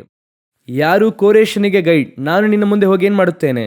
ದಿಣ್ಣೆಗಳನ್ನು ಸಮ ಮಾಡುತ್ತೇನೆ. ಒಬ್ಬ ಗೈಡ್ ಮುಂದೆ ಹೋಗುತ್ತಾರೆ, ಇನ್ನೊಂದು ಒಬ್ಬ ಬಾಡಿಗಾರ್ಡ್ ಜೊತೆಗೆ ಬರುತ್ತಾರೆ. ಇದೆಲ್ಲದಕ್ಕಿಂತಲೂ ಆ ಟ್ರಾವೆಲಲ್ಲಿ ಇನ್ನೊಂದು ಬಹಳ ಮುಖ್ಯವಾದದ್ದು ಏನೆಂಬುದಾಗಿ ಕೇಳೋದಾದರೆ, ಒಬ್ಬ ತಂದೆ ತನ್ನ ಮಕ್ಕಳನ್ನು ಹೊರುವಂಥದ್ದು. ಈ ಕೇರಿಂಗೇ ಬೇರೆ. ಬಾಡಿಗಾರ್ಡ್ ಇದ್ದಾನೆ, ಜೊತೆಗೆ ಬರುತ್ತಾ ಇದ್ದಾನೆ. ಆ ಬಾಡಿಗಾರ್ಡ್ಗೆ ನಿಮ್ಮ ಮುಖವನ್ನು ನೋಡಿದ್ರೆ ಏನಂತ ಗೊತ್ತಿಲ್ಲ, ನಿಮ್ಮ ಮುಖವನ್ನು ನೋಡಿದ್ರೆ ಏನಂತ ಗೊತ್ತಾಗೋದಿಲ್ಲ. ನೀವು ಗಮನಿಸಿರುತ್ತೀರ ಅಂದುಕೊಳ್ಳುತ್ತೇನೆ. ಸಾಮಾನ್ಯವಾಗಿ ನಾನು ಸ್ಕೂಲ್ ಮುಗಿಸಿ ಕಾಲೇಜ್ ಮುಗಿಸಿ ಮನೆಗೆ ಬರುತ್ತಾ ಇದ್ದೆ. ಸಾಯಂಕಾಲದಲ್ಲಿ ಬರುವಾಗ ನಮ್ಮ ತಾಯಿ ಹಾಗೆ ನನ್ನನ್ನು ನೋಡುತ್ತಾರೆ. ನೋಡುವಾಗಲೇ ಆ ಅಮ್ಮನಿಗೆ ಗೊತ್ತಾಗುತ್ತದೆ ನಮಗೆ ಹಸಿವೆ ಇದೆಯಾ ಇಲ್ವಾ ಎಂಬುದಾಗಿ. ಬಂದ ಕೂಡಲೇ ಹೇಳುತ್ತಾರೆ, ಸರಿ ಕೈಕಾಲು ತೊಳ್ಕೊಂಡು ತಿನ್ನು ಎಂಬುದಾಗಿ. ನನಗೇನು ಬೇಡ, ಅದೇ ಮುಖವನ್ನು ನೋಡಿದ್ರೆ ಗೊತ್ತಾಗುತ್ತದಲ್ಲ, ಸರಿ ಬಾ ಅನ್ನುತ್ತಾರೆ. ಕೆಲವು ಸಮಯದಲ್ಲಿ ಹೆಣ್ಣು ಮಕ್ಕಳು ನಡೆಯುವುದನ್ನು ನೋಡಿ ಅವರು ಕಂಡುಹಿಡಿಯುತ್ತಾರೆ ಅವ್ರಿಗೇನು ಪ್ರಾಬ್ಲಮ್, ಸಮಸ್ಯೆ ಎಂಬುದಾಗಿ. ತಾಯಿ ಕೇಳುತ್ತಾಳೆ, ನೀನು ನಡೆಯುವುದೇ ಸರಿ ಇಲ್ವಲ್ಲ, ಏನು ಹುಷಾರಿಲ್ವಾ ಎಂಬುದಾಗಿ ಕೇಳುತ್ತಾರೆ. ಇದು ಯಾರಿಗೆ ಗೊತ್ತಾಗುತ್ತದೆ ಅಂದರೆ ತಂದೆ ಹಾಗೂ ತಾಯಿಗೆ ಗೊತ್ತಾಗುತ್ತದೆ ಬಿಟ್ಟರೆ ಇದು ಬಾಡಿಗಾರ್ಡ್ಗೆ ಗೊತ್ತಾಗುವುದಿಲ್ಲ, ಗೈಡ್ಗೆ ಗೊತ್ತಾಗುವುದಿಲ್ಲ. ನೋಡಿ, ಈಗ ನಿಮ್ಮ ಮನೆಯಲ್ಲಿ ನಿಮಗೆ ಹುಷಾರಿಲ್ಲ ಅಂದರೆ ಅಮ್ಮ ಮಾಡುವಂಥ ಆಹಾರ ಹೇಗಿರುತ್ತದೆ? ಆ ದೇಹಕ್ಕೆ ಬೇಕಾದ ಆಹಾರವಾಗಿ ಇರುತ್ತದೆ. ಅವತ್ತು ಮನೆಯಲ್ಲಿ ಅನ್ನರಸ ಮಾಡುತ್ತಾರೆ, ಗಂಜಿ ಮಾಡುತ್ತಾರೆ, ಏನೋ ಒಂದು ಇರುತ್ತದೆ. ಅವನಿಗೆ ಹುಷಾರಿಲ್ಲ. ನಾನು ಈಗ ಹೇಳ್ತಿರೋದಲ್ಲ, ಒಂದು 30-40 ವರ್ಷದ ಹಿಂದೆ ಎಲ್ಲ ಮನೆಯಲ್ಲಿ ಒಬ್ಬರಿಗೆ ಹುಷಾರಿಲ್ಲ ಅಂದರೆ ಎಲ್ಲರಿಗೂ ಕೂಡ ಅದೇ ಊಟನೇ, ಎಲ್ಲರಿಗೂ ಅದೇ ಅನ್ನರಸ. ಏನು ಹೇಳುತ್ತಾರಂದರೆ, ಅವನಿಗೆ ಹುಷಾರಿಲ್ಲ ಆದ್ರಿಂದಲೇ ಅನ್ನರಸ. ಅಂದರೆ ಅವತ್ತು ಕುಟುಂಬವಾಗಿ ಹೇಗೆ ಇದ್ವಿ ಅಂದರೆ ಒಬ್ಬನು ಬಾಧಿಸಲ್ಪಟ್ಟ ಅಂದರೆ ನಾವೆಲ್ಲರೂ ಬಾಧಿಸಲ್ಪಡ್ತಿದ್ವಿ ಅಲ್ವಾ? ಆದರೆ ನಿಜವಾಗಿಯೂ ಕೂಡ ಒಬ್ಬ ತಾಯಿ, ಒಬ್ಬ ತಂದೆ, ಇಲ್ಲಿ ವಾಕ್ಯ ಹೇಳುತ್ತದೆ ಒಬ್ಬ ತಂದೆ ತನ್ನ ಮಕ್ಕಳನ್ನು ಹೊತ್ತು ಬರುವ ಹಾಗೆ, ಆ ರೀತಿ ಹೊತ್ತುಕೊಂಡು ಬರುವ ಹಾಗೆ ಒಬ್ಬ ದೇವರೇ ನಮ್ಮ ಜೊತೆಯಲ್ಲಿ ಬರುತ್ತಾರೆ ಅಂದರೆ ಅದನ್ನು ಯೋಚನೆ ಮಾಡಿ ನೋಡಿ. ಮಗನನ್ನು ನೋಡಿಕೊಳ್ಳುವ ಹಾಗೆ ನೋಡಿಕೊಳ್ಳುತ್ತೇನೆ ಅಂತ ಹೇಳುತ್ತಿದ್ದಾರೆ. ನೀನು ಬಂದಂಥ ದಾರಿಯಲ್ಲೆಲ್ಲ ನಾನೇನು ಮಾಡುತ್ತೇನೆ? ಜೊತೆಗೆ ಬರುತ್ತೇನೆ. ನಾನು ಈ ವಾಕ್ಯವನ್ನು ಧ್ಯಾನಿಸುತ್ತಾ ಇರುವಾಗ ಒಂದು ಇಬ್ಬರು ತಮ್ಮ ಮಕ್ಕಳನ್ನು ಹೇಗೆ ಕರ್ಕೊಂಡು ಬಂದರು ಎಂಬುದಾಗಿ ಬೈಬಲ್ನಲ್ಲಿ ದೇವರು ನನಗೆ ತಿಳಿಸಿದರು. ಆ ವಾಕ್ಯವನ್ನು ನೀವು ಓದಿರಿ. ಆದಿಕಾಂಡ ಪುಸ್ತಕ 22ನೇ ಅಧ್ಯಾಯ 3ನೇ ವಾಕ್ಯವನ್ನು ಓದಿರಿ. ಬೆಳಗ್ಗೆ ಅಬ್ರಹಾಮನು ಎದ್ದು ಕತ್ತೆಗೆ ತಡಿ ಹಾಕಿಸಿ ಯಜ್ಞಕ್ಕೆ ಬೇಕಾದ ಕಟ್ಟಿಗೆಯನ್ನು ಒಡಿಸಿ ತನ್ನ ಸೇವಕರಲ್ಲಿ ಇಬ್ಬರನ್ನು ತನ್ನ ಮಗನಾದ ಈಸಾಕನನ್ನು ಕರೆದುಕೊಂಡು ದೇವರು ಹೇಳಿದ ಸ್ಥಳಕ್ಕೆ ಹೊರಟನು. 4ನೇ ವಾಕ್ಯ. 3ನೆಯ ದಿನದಲ್ಲಿ ಅಬ್ರಹಾಮನು ಕಣ್ಣೆತ್ತಿ ನೋಡುವಾಗ ಆ ಸ್ಥಳವು ದೂರದಲ್ಲಿ ಕಾಣಿಸಲು 3 ದಿನ ಪ್ರಯಾಣ ಹೋಗಿದೆ. 3 ದಿನ ಪ್ರಯಾಣ ಹೋಗಿದೆ. ಆ ಪ್ರಯಾಣದಲ್ಲಿ ಅಬ್ರಹಾಮನು ತನ್ನ ಮಗನನ್ನು ಕರ್ಕೊಂಡು ಹೋಗುತ್ತಾನೆ. ಅಬ್ರಹಾಮನ್ ಏನು ಮಾಡುತ್ತಾನೆ? ಕತ್ತೆಯ ಮೇಲೆ ತನ್ನ ಮಗನನ್ನು ಕೂರಿಸಿ ಕರ್ಕೊಂಡು ಹೋಗುತ್ತಾನೆ. 3 ದಿನವೂ ಕೂಡ ಅಬ್ರಹಾಮನು ಮಗನನ್ನು ಯಾಕೆ ಕರ್ಕೊಂಡು ಹೋಗ್ತಾನೆ? ಆ 3 ದಿನವೂ ಕೂಡ ಅಬ್ರಹಾಮನು ತನ್ನ ಮಗನನ್ನು ಯಾಕೆ ಕರ್ಕೊಂಡು ಹೋಗ್ತಿದ್ದಾನೆ? ಬಲಿ ಕೊಡುವುದಕ್ಕೆ ಕರ್ಕೊಂಡು ಹೋಗ್ತಿದ್ದಾನೆ. ಈಗ ಮಗನಿಗೆ ಗೊತ್ತಿಲ್ಲ ಅಪ್ಪ ಯಾಕೆ ಕರ್ಕೊಂಡು ಹೋಗ್ತಿದ್ದಾರೆ. ಬಲಿ ಕೊಡುವುದಕ್ಕೆ ಕರ್ಕೊಂಡು ಹೋಗ್ತಿದ್ದಾರೆ ಅಂತ ಗೊತ್ತಿಲ್ಲ. 3ನೇ ದಿನ ಬೆಟ್ಟದ ಮೇಲೆ ಕೇಳುತ್ತಾನೆ, ಬಲಿಗೆ ಕುರಿ ಎಲ್ಲಿ ಎಂದು. ಅಲ್ಲಿಯ ತನಕ ಅವನಿಗೆ ಗೊತ್ತಿಲ್ಲ. ಹಾಗಾದರೆ ಈ 3 ದಿನವೂ ಕೂಡ ಮಗ ಅಪ್ಪನೊಂದಿಗೆ ಹೇಗೆ ಹೋಗಿರುತ್ತಾನೆ? ಸಂತೋಷವಾಗಿ ಟ್ರಾವೆಲ್. ಅದೇ ಒಂದು ಅಡವಿಯಲ್ಲಿ ಗೂಡಾರದಲ್ಲಿದ್ವಾ? ಅಪ್ಪ ಏನು ಮಾಡ್ತಿದ್ದಾರೆ? ನನ್ನನ್ನು ಕರ್ಕೊಂಡು ಹೋಗ್ತಿದ್ದಾರೆ. ಅದು ಬೆಳಗ್ಗೆನೇ ಎದ್ದಿದ್ದಾಯಿತು. ಹಾಗೆ ಜಾಲಿಯಾಗಿ ಅಪ್ಪನೊಂದಿಗೆ ಹೋಗ್ತಿದ್ದಾನೆ. 1 ದಿನ 2 ದಿನ ಆಯಿತು, 3 ದಿನ ಆಯಿತು, ಹೋಗ್ತಾನೇ ಇದ್ದಾನೆ. ಹಾಗೆ ಹೋಗ್ತಾ ಹೋಗ್ತಾ ಜಾಲಿಯಾಗಿ ಇದೆ. ಒಂದು ಸ್ಥಳ ಬರುತ್ತದೆ. ಬಂದ ಕೂಡಲೇ ಬಲಿಯನ್ನು ಅರ್ಪಿಸುವುದಕ್ಕೆ ಎಲ್ಲವನ್ನು ಕೂಡ ಸಿದ್ಧ ಮಾಡಿದ್ರೆ ಮಗನಿಗೆ ಡೌಟು. ಅಪ್ಪ ಎಲ್ಲ ತಂದಿದ್ದಾರೆ, ಕಟ್ಟಿಗೆ ತಂದಿದ್ದಾರೆ, ಆದರೆ ಬಲಿಯನ್ನು ಅರ್ಪಿಸುವುದಕ್ಕೆ ಕುರಿ ಎಲ್ಲಿ? ಅಪ್ಪ ಬಲಿ ಕೊಡುವುದಕ್ಕೆ ಕುರಿ ಎಲ್ಲಿ ಎಂಬುದಾಗಿ ಕೇಳಿದ್ರೆ ಅಪ್ಪ ಈಗಲೇ ಕೈಕಾಲು ಕಟ್ಟುತ್ತಿದ್ದಾರೆ. ಹಾಗಾದರೆ ಅವನ ಮನಸ್ಸಿನಲ್ಲಿ ಏನಿರುತ್ತದೆ? ಈ 3 ದಿನವೂ ಕೂಡ ನನ್ನನ್ನು ಯಾಕೆ ಕರ್ಕೊಂಡು ಬಂದರಿ? ಈ 3 ದಿನದ ಪ್ರಯಾಣದ ತಂದೆಯು ತನ್ನ ಮಗನನ್ನು ಹೊತ್ತುಕೊಂಡು ನಡೆಸಿದನಲ್ಲವೇ ಎನ್ನುವುದಕ್ಕೆ ಹಾಗೆ ಆಪೋಸಿಟ್ ಆಗಿ ಇದು ಅದಕ್ಕೆ ಹೇಗೆ ನಡೆಯುತ್ತಾ ಇದೆ? ತದ್ವಿರುದ್ಧವಾಗಿ ನಡೆಯುತ್ತಿದೆ.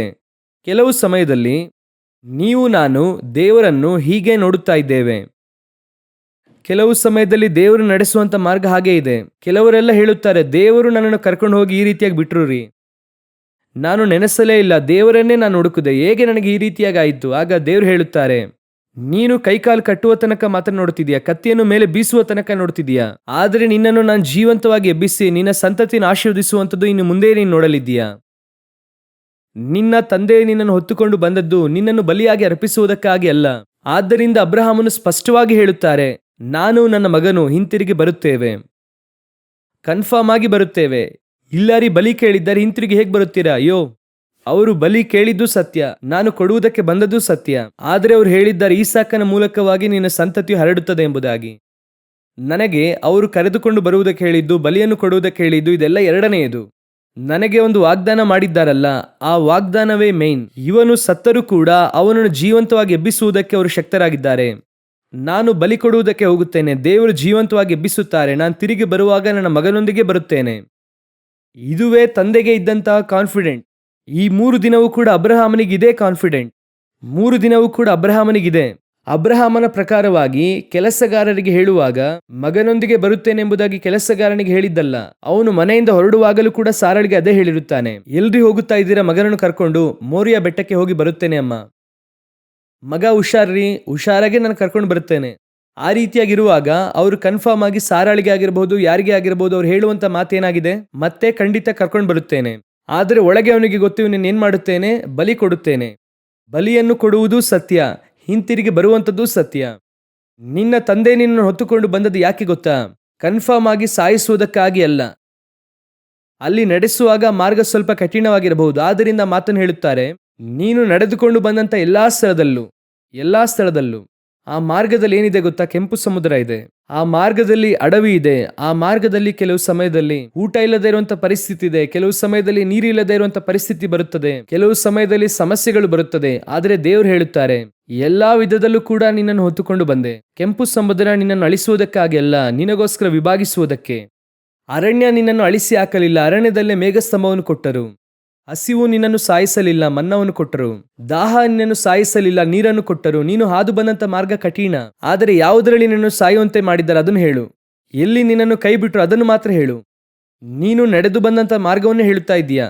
ಓ, ನಾನು ಕಷ್ಟಪಟ್ಟೆ, ಹಾಗೆ ಮಾಡಿದೆ, ಹೀಗೆ ಮಾಡಿದೆ. ದೇವ್ರು ಹೇಳುತ್ತಾರೆ, ನೀನು ಕಷ್ಟಪಟ್ಟಿದ್ದೆಲ್ಲ ಸತ್ಯನೇ, ಆದರೆ ನಾನು ನಿನ್ನ ಕೈ ಬಿಟ್ನಾ? ನಿನ್ನನ್ನೆಲ್ಲಾದ್ರೂ ನಾನು ಅಳಿಸಿ ಹಾಕುದ್ನಾ? ಅಥವಾ ನಿನ್ನನ್ನು ಬಲಿ ಕೊಟ್ನಾ? ತಂದೆ ತನ್ನ ಮಗನನ್ನು ಹೊತ್ತುಕೊಂಡು ಬರುವ ಹಾಗೆ ನಾನು ಇಲ್ಲಿಯ ತನಕ ನಿನ್ನನ್ನು ಹೊತ್ತುಕೊಂಡು ಬಂದಿದ್ದೇನೆ. ನೀನು ಹೋಗುವ ಸ್ಥಳದಲ್ಲೆಲ್ಲ ನಾನು ನಿನ್ನನ್ನು ಹೊತ್ತುಕೊಂಡು ಹೋಗುತ್ತೇನೆ. ಆ ಒಂದು ನಂಬಿಕೆಯೇ, ನಾನು ಹೇಳುತ್ತೇನೆ, ಆ ನಂಬಿಕೆಯೇ ಬರುವಿಕೆ ತನಕ ನಮ್ಮೆಲ್ಲರಿಗೂ ಇದೆ. ಆ ರೀತಿ ಇರಬೇಕು. ಅವತ್ತು ಇದ್ರು ನೋಡಿ. ಈಗ ನಾನೇನು ಹೇಳ್ಬಾರ್ದು? ನಮ್ಮ ಅಪ್ಪ ನನ್ನನ್ನು ಬಲಿ ಕೊಡುವುದಕ್ಕೆ ಕರ್ಕೊಂಡೋದ್ರು, ಇಲ್ಲ. ನಮ್ಮ ಅಪ್ಪ ಅದರ ನಡುವೆ ನನ್ನನ್ನು ಕಾಪಾಡುವುದಕ್ಕೆ ಕರ್ಕೊಂಡೋದ್ರು.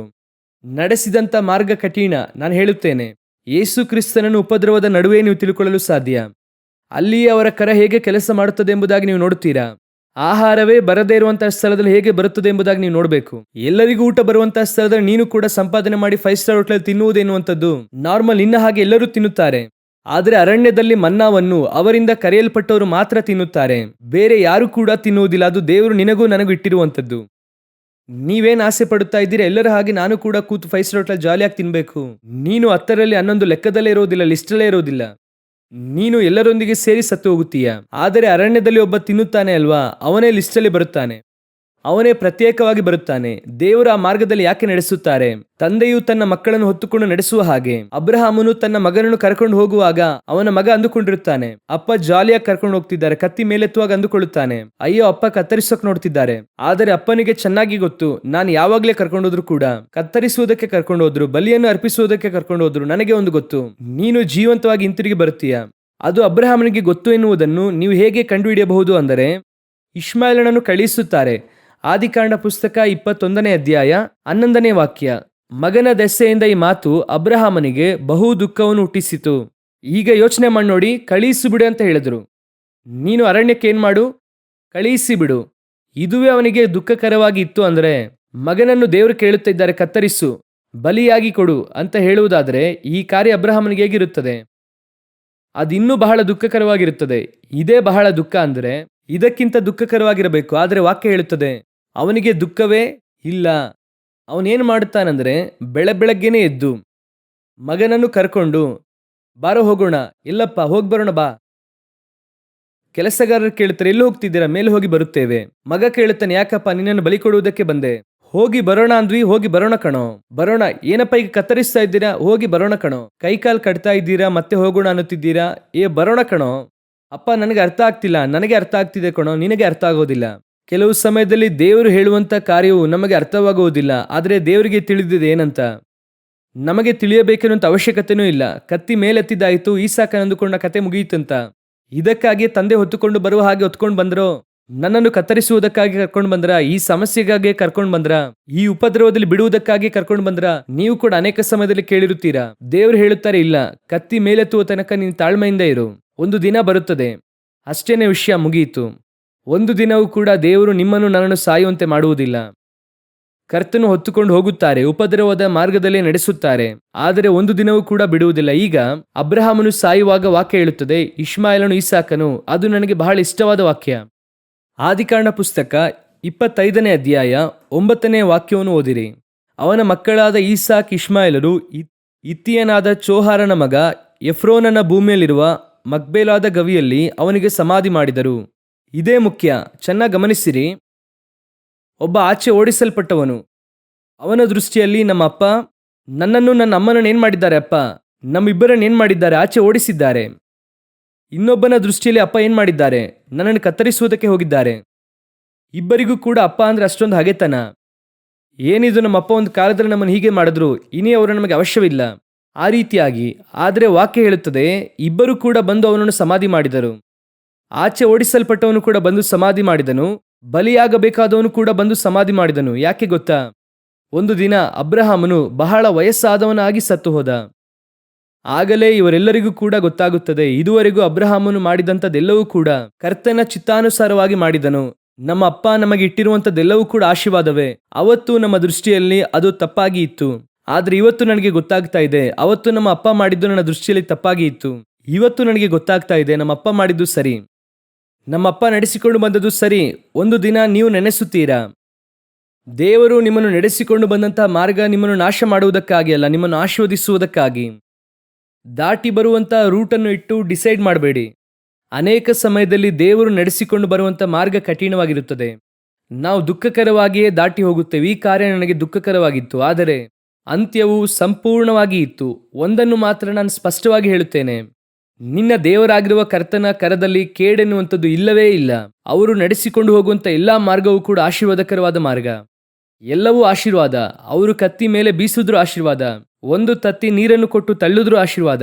ಅಪ್ಪ ಅಮ್ಮನನ್ನು ಆಚೆ ಓಡಿಸಿದ್ರು ಆಶೀರ್ವಾದ. ಏನೇ ಮಾಡಿದ್ರೂ ಕೂಡ ಆಶೀರ್ವಾದ. ಯಾಕೆ ಅಂತ ಗೊತ್ತಿಲ್ಲ, ಆದರೆ ಅದು ಆಶೀರ್ವಾದನೇ. ಆದರೆ ಹಿಡಿದಿರುವಂಥದ್ದು ತಂದೆಯಾಗಿರಬೇಕು. ಕರ ಹಿಡಿದಿರುವುದು ಯಾರಾಗಿರಬೇಕು? ತಂದೆಯಾಗಿರಬೇಕು. ಇನ್ನೊಬ್ಬ ತಂದೆಯ ಕುರಿತಾಗಿ ಹೇಳಿ ನಾನು ಮುಗಿಸುತ್ತೇನೆ, ಓದಿರಿ. ಅದೇ ಆದಿಕಾಂಡ ಪುಸ್ತಕ 32ನೇ ಅಧ್ಯಾಯ 22ನೇ ವಾಕ್ಯವನ್ನು ಓದೋಣ. ಆ ರಾತ್ರಿ ಅವನು ತನ್ನ 2 ಹೆಂಡರನ್ನು 2 ದಾಸಿಯರನ್ನು 11 ಮಂದಿ ಮಕ್ಕಳನ್ನು ಕರೆದುಕೊಂಡು ಯಬ್ಬೋಕ್ ಹೊಳೆಯನ್ನು ದಾಟುವ ಸ್ಥಳದಲ್ಲಿ ದಾಟಿದನು. ಈ ಸಂಭವ ನಿಮ್ಮೆಲ್ಲರಿಗೂ ಗೊತ್ತು. ಏಸಾವ ಕೊಲ್ಲುವುದಕ್ಕೆ ಬರುತ್ತಾ ಇದ್ದಾನೆಂಬುದಾಗಿ ಇವರು ಅಂದುಕೊಳ್ಳುತ್ತಾರೆ. ಈಗ ಇವರೊಂದು ಐಡಿಯಾ ಮಾಡುತ್ತಾರೆ. ಏನ್ ಮಾಡುತ್ತಾರೆ ಅಂದ್ರೆ, ತನ್ನ 2 ಹೆಂಡತಿಯರನ್ನು, ತನ್ನ 2 ದಾಸಿಯರನ್ನು, ತನ್ನ 11 ಮಕ್ಕಳನ್ನು ಕೂಡ ಕರ್ಕೊಂಡು ಯಬ್ಬೋಕ್ ಹೊಳೆಯನ್ನು ಏನ್ ಮಾಡಿದಂತೆ? ದಾಟುವ ಸ್ಥಳದಲ್ಲಿ ದಾಟಿದನು ಅಂತ ಇದೆ. ಇದು ಯಾಕೆ ಅಂತ ಕೇಳುವುದಾದರೆ, ಇನ್ನೊಂದು ಕಡೆಯಲ್ಲೂ ಕೂಡ ಇರುತ್ತದೆ. ಅವನೇನ್ ಮಾಡುತ್ತಾನೆ ಅಂದರೆ, ಮೊದಲು ಒಂದು ಗ್ರೂಪನ್ನು ನಿಲ್ಲಿಸುತ್ತಾನೆ. ಯಾಕೋಬನು ಕಣ್ಣೆತ್ತಿ ನೋಡಿದಾಗ ಏಸಾವನು 400 ಮಂದಿ ಮನುಷ್ಯರ ಸಮೇತ ಬರುವುದನ್ನು ಕಂಡನು. ಆಗ ಅವನು ಲೇಯಳಿಗೆ ರಾಹೇಲಳಿಗೂ 2 ದಾಸಿಯರಿಗೂ ಅವರವರ ಮಕ್ಕಳನ್ನು ಒಪ್ಪಿಸಿ ಅವರನ್ನು ಬೇರೆ ಬೇರೆ ಮಾಡಿ, ಮುಂದಗಡೆಯಲ್ಲಿ ದಾಸಿಯರನ್ನು, ಅವರ ಮಕ್ಕಳನ್ನು, ಅವರ ಹಿಂದೆ ಲೇಯಳನ್ನು, ಆಕೆಯ ಮಕ್ಕಳನ್ನು, ಕಟ್ಟಕಡೆಯಲ್ಲಿ ರಾಹೇಲನನ್ನು, ಯೋಸೇಫನನ್ನು ಬರಮಾಡಿದನು. ತಾನೇ ಅವರ ಮುಂದಾಗಿ ಹೋಗಿ ತನ್ನ ಅಣ್ಣನಿಗೆ ಸಮೀಪಿಸುತ್ತಿರುವಾಗ 7 ಸಾರಿ ನೆಲದ ತನಕ ಬೊಗ್ಗಿ ನಮಸ್ಕರಿಸಿದನು. ಅಲ್ಲಿ ಆ ಆರ್ಡರನ್ನು ನೀವು ಚೆನ್ನಾಗಿ ಗಮನಿಸಿ ನೋಡಿ. ನನಗೆ ಇದನ್ನು ನೋಡಿದ ಕೂಡಲೇ ಯಾಕೋಬನು ಕೆಟ್ಟವನ ಒಳ್ಳೆಯವನಂತಾನೆ ಗೊತ್ತಾಗೋದಿಲ್ಲ. ಇಲ್ಲ, ಯಾಕೋಬನು ಒಳ್ಳೆಯವನೇ. ನೀವು ಹಾಗೆ ಅಂದ್ಕೊಳ್ಬೇಡಿ, ಏನ್ರಿ ಯಾಕೋಬನು ಕೆಟ್ಟವನಂತ ಅಂತಿದ್ದೀರಾ ಅಂತ. ಒಬ್ಬ ಸರಾಸರಿ ಮನುಷ್ಯನಾಗಿ ಯೋಚನೆ ಮಾಡಿ ನೋಡಿ. ಫಸ್ಟ್ ಅವನು ಏನ್ ಮಾಡುತ್ತಾನೆ ಅಂದ್ರೆ, ವಾಕ್ಯ ಹೇಳುತ್ತದೆ, ದಾಸಿಯರನ್ನು, ಅವರ ಮಕ್ಕಳನ್ನು ಮೊದಲು ನಿಲ್ಲಿಸಿ. ಅವನು ಯಾಕೆ ಫಸ್ಟ್ ಅವರನ್ನು ನಿಲ್ಲಿಸುತ್ತಾನೆ? ಏಸಾವ ಬಂದು ಒಡೆಯುತ್ತಾನೆ ಅಂತ ಗೊತ್ತಿದೆ. ಅವನು ಹೊಡೆದರೆ ಅದರ ಪರಿಣಾಮ ಫಸ್ಟ್ ಯಾರಿಗಾಗಬೇಕು? ದಾಸಿಯರಿಗೂ ಅವರ ಮಕ್ಕಳಿಗೆ ಆಗಲಿ. ಅದು ಕೂಡ ಇವನು ಹೆತ್ತಿದ್ದೆ. ಅವರು ಕೂಡ ಯಾಕೋಬನ ಮಕ್ಕಳೇ. ಆದರೂ ಕೂಡ ಫಸ್ಟ್ ಯಾರು ನಿಲ್ಲಬೇಕು? ನಿಂತ್ಕೊಳ್ಳಿ. ನೆಕ್ಸ್ಟ್ ಯಾರು ನಿಲ್ಲಿಸುತ್ತಾನೆ? ಲೇಯಳನ್ನು, ಅವಳ ಮಕ್ಕಳನ್ನು. ಈಗ ಈಕೆಯು ಕೂಡ ಅವನ ಹೆಂಡತಿ. ಮೊದಲು ದಾಸಿ, ಇವಳು ಈತನ ಹೆಂಡತಿ. ಆದರೆ 2 ಹೆಂಡತಿಯರಲ್ಲಿ ಲೇಯಳನ್ನು ಮೊದಲು ನಿಲ್ಲಿಸಿ ರಾಹೇಲನನ್ನು ಎಲ್ಲಿ ನಿಲ್ಲಿಸುತ್ತಿದ್ದಾನೆ? ಕಡೆಯದಾಗಿ ನಿಲ್ಲಿಸುತ್ತಾನೆ. ರಾಹೇಲನನ್ನು ಯೋಸೇಫರನ್ನು ಎಲ್ಲಿ ನಿಲ್ಲಿಸುತ್ತಾನೆ? ಕಡೆಯದಾಗಿ. ಹಾಗಂದ್ರೆ ಏನರ್ಥ? ನೀನು ಹೊಡೆದುಕೊಂಡೇ ಬಾ. ರಾಹೇಲನನ್ನು ಯೋಸೇಫನನ್ನು ಕಡೆಯದಾಗಿ ನೋಡೋಣ. ಆ ಡಿಫ್ರೆನ್ಸ್ ಗೊತ್ತಾಗ್ತಿದೆಯಾ ನಿಮಗೆ? ನಾನು ಲೋಕ ಪ್ರಕಾರವಾಗಿ ಹೇಳುತ್ತಿದ್ದೇನೆ. ಕೆಲವು ಸಮಯದಲ್ಲಿ ಹಾಗೆ ಹೋಗುವಾಗ ಮುಂದೆ ನಾವು ಲೀಸ್ಟ್ ಆಗಿರುವಂಥದ್ದನ್ನು, ಇದು ಹೋಗ್ಲಿರಿ, ಇದು ಹೋದ್ರೂ ಪರವಾಗಿಲ್ಲ, ಆ ನಂತರ ನಾವೇನು ಮಾಡೋಣ, ಇದನ್ನಾದರೂ ನೋಡ್ಕೊಳ್ಳೋಣ. ಸರಿ, ಅವನು ಮುಂದೆ ಬಂದ. ಈಗ ನೆಕ್ಸ್ಟ್ ಯಾರು? ಲೇಯಾಳು. ಇದು ಕೂಡ ಹೋದ್ರೆ ಹೋಗ್ಲಿರಿ, ಆದರೆ ರಾಹೇಲಳು ಯೋಸೇಫನ್ ಮಾತ್ರ ಇರಲಿ. ಅದು ಕಡೆಯದಾಗಿ ಬೇಕಾದರೂ ಹೋಗಲಿ. ಹಾಗಾದರೆ ಅವನ ಪ್ರೀತಿ ಯಾರ ಮೇಲೆ ಅಧಿಕವಾಗಿ ಇದೆ? ರಾಹೇಲಳ ಮೇಲೆಯೂ ಯೋಸೇಫನ ಮೇಲೆಯೂ. ಹಾಗೆ ತಾನೇ ನಾವು ಅಂದ್ಕೊಳ್ತೇವೆ. ಈ ವಾಕ್ಯದ ಪ್ರಕಾರ ಹೀಗೆ ತಾನೇ ಇದೆ. ಸರಿ, ಈಗ ಈ ರೀತಿಯಾಗಿ ಓದಿ. 2ನೇ ವಾಕ್ಯ ಓದಿರಿ. ದಾಸಿಯರನ್ನು, ಅವರ ಮಕ್ಕಳನ್ನು, ಅವರ ಹಿಂದೆ ಲೇಯಳನ್ನು, ಆಕೆಯ ಮಕ್ಕಳನ್ನು, ಕಟ್ಟಕಡೆಯಲ್ಲಿ ರಾಹೇಲನನ್ನು, ಯೋಸೇಫನನ್ನು ಬರಮಾಡಿದನು. ನಿಲ್ಲಿಸುದ್ನಾ? ಸೊ ಇಲ್ಲಿಯವರೆಗೂ ನಾವು ನೋಡಿದ್ದು ಕರೆಕ್ಟಾ?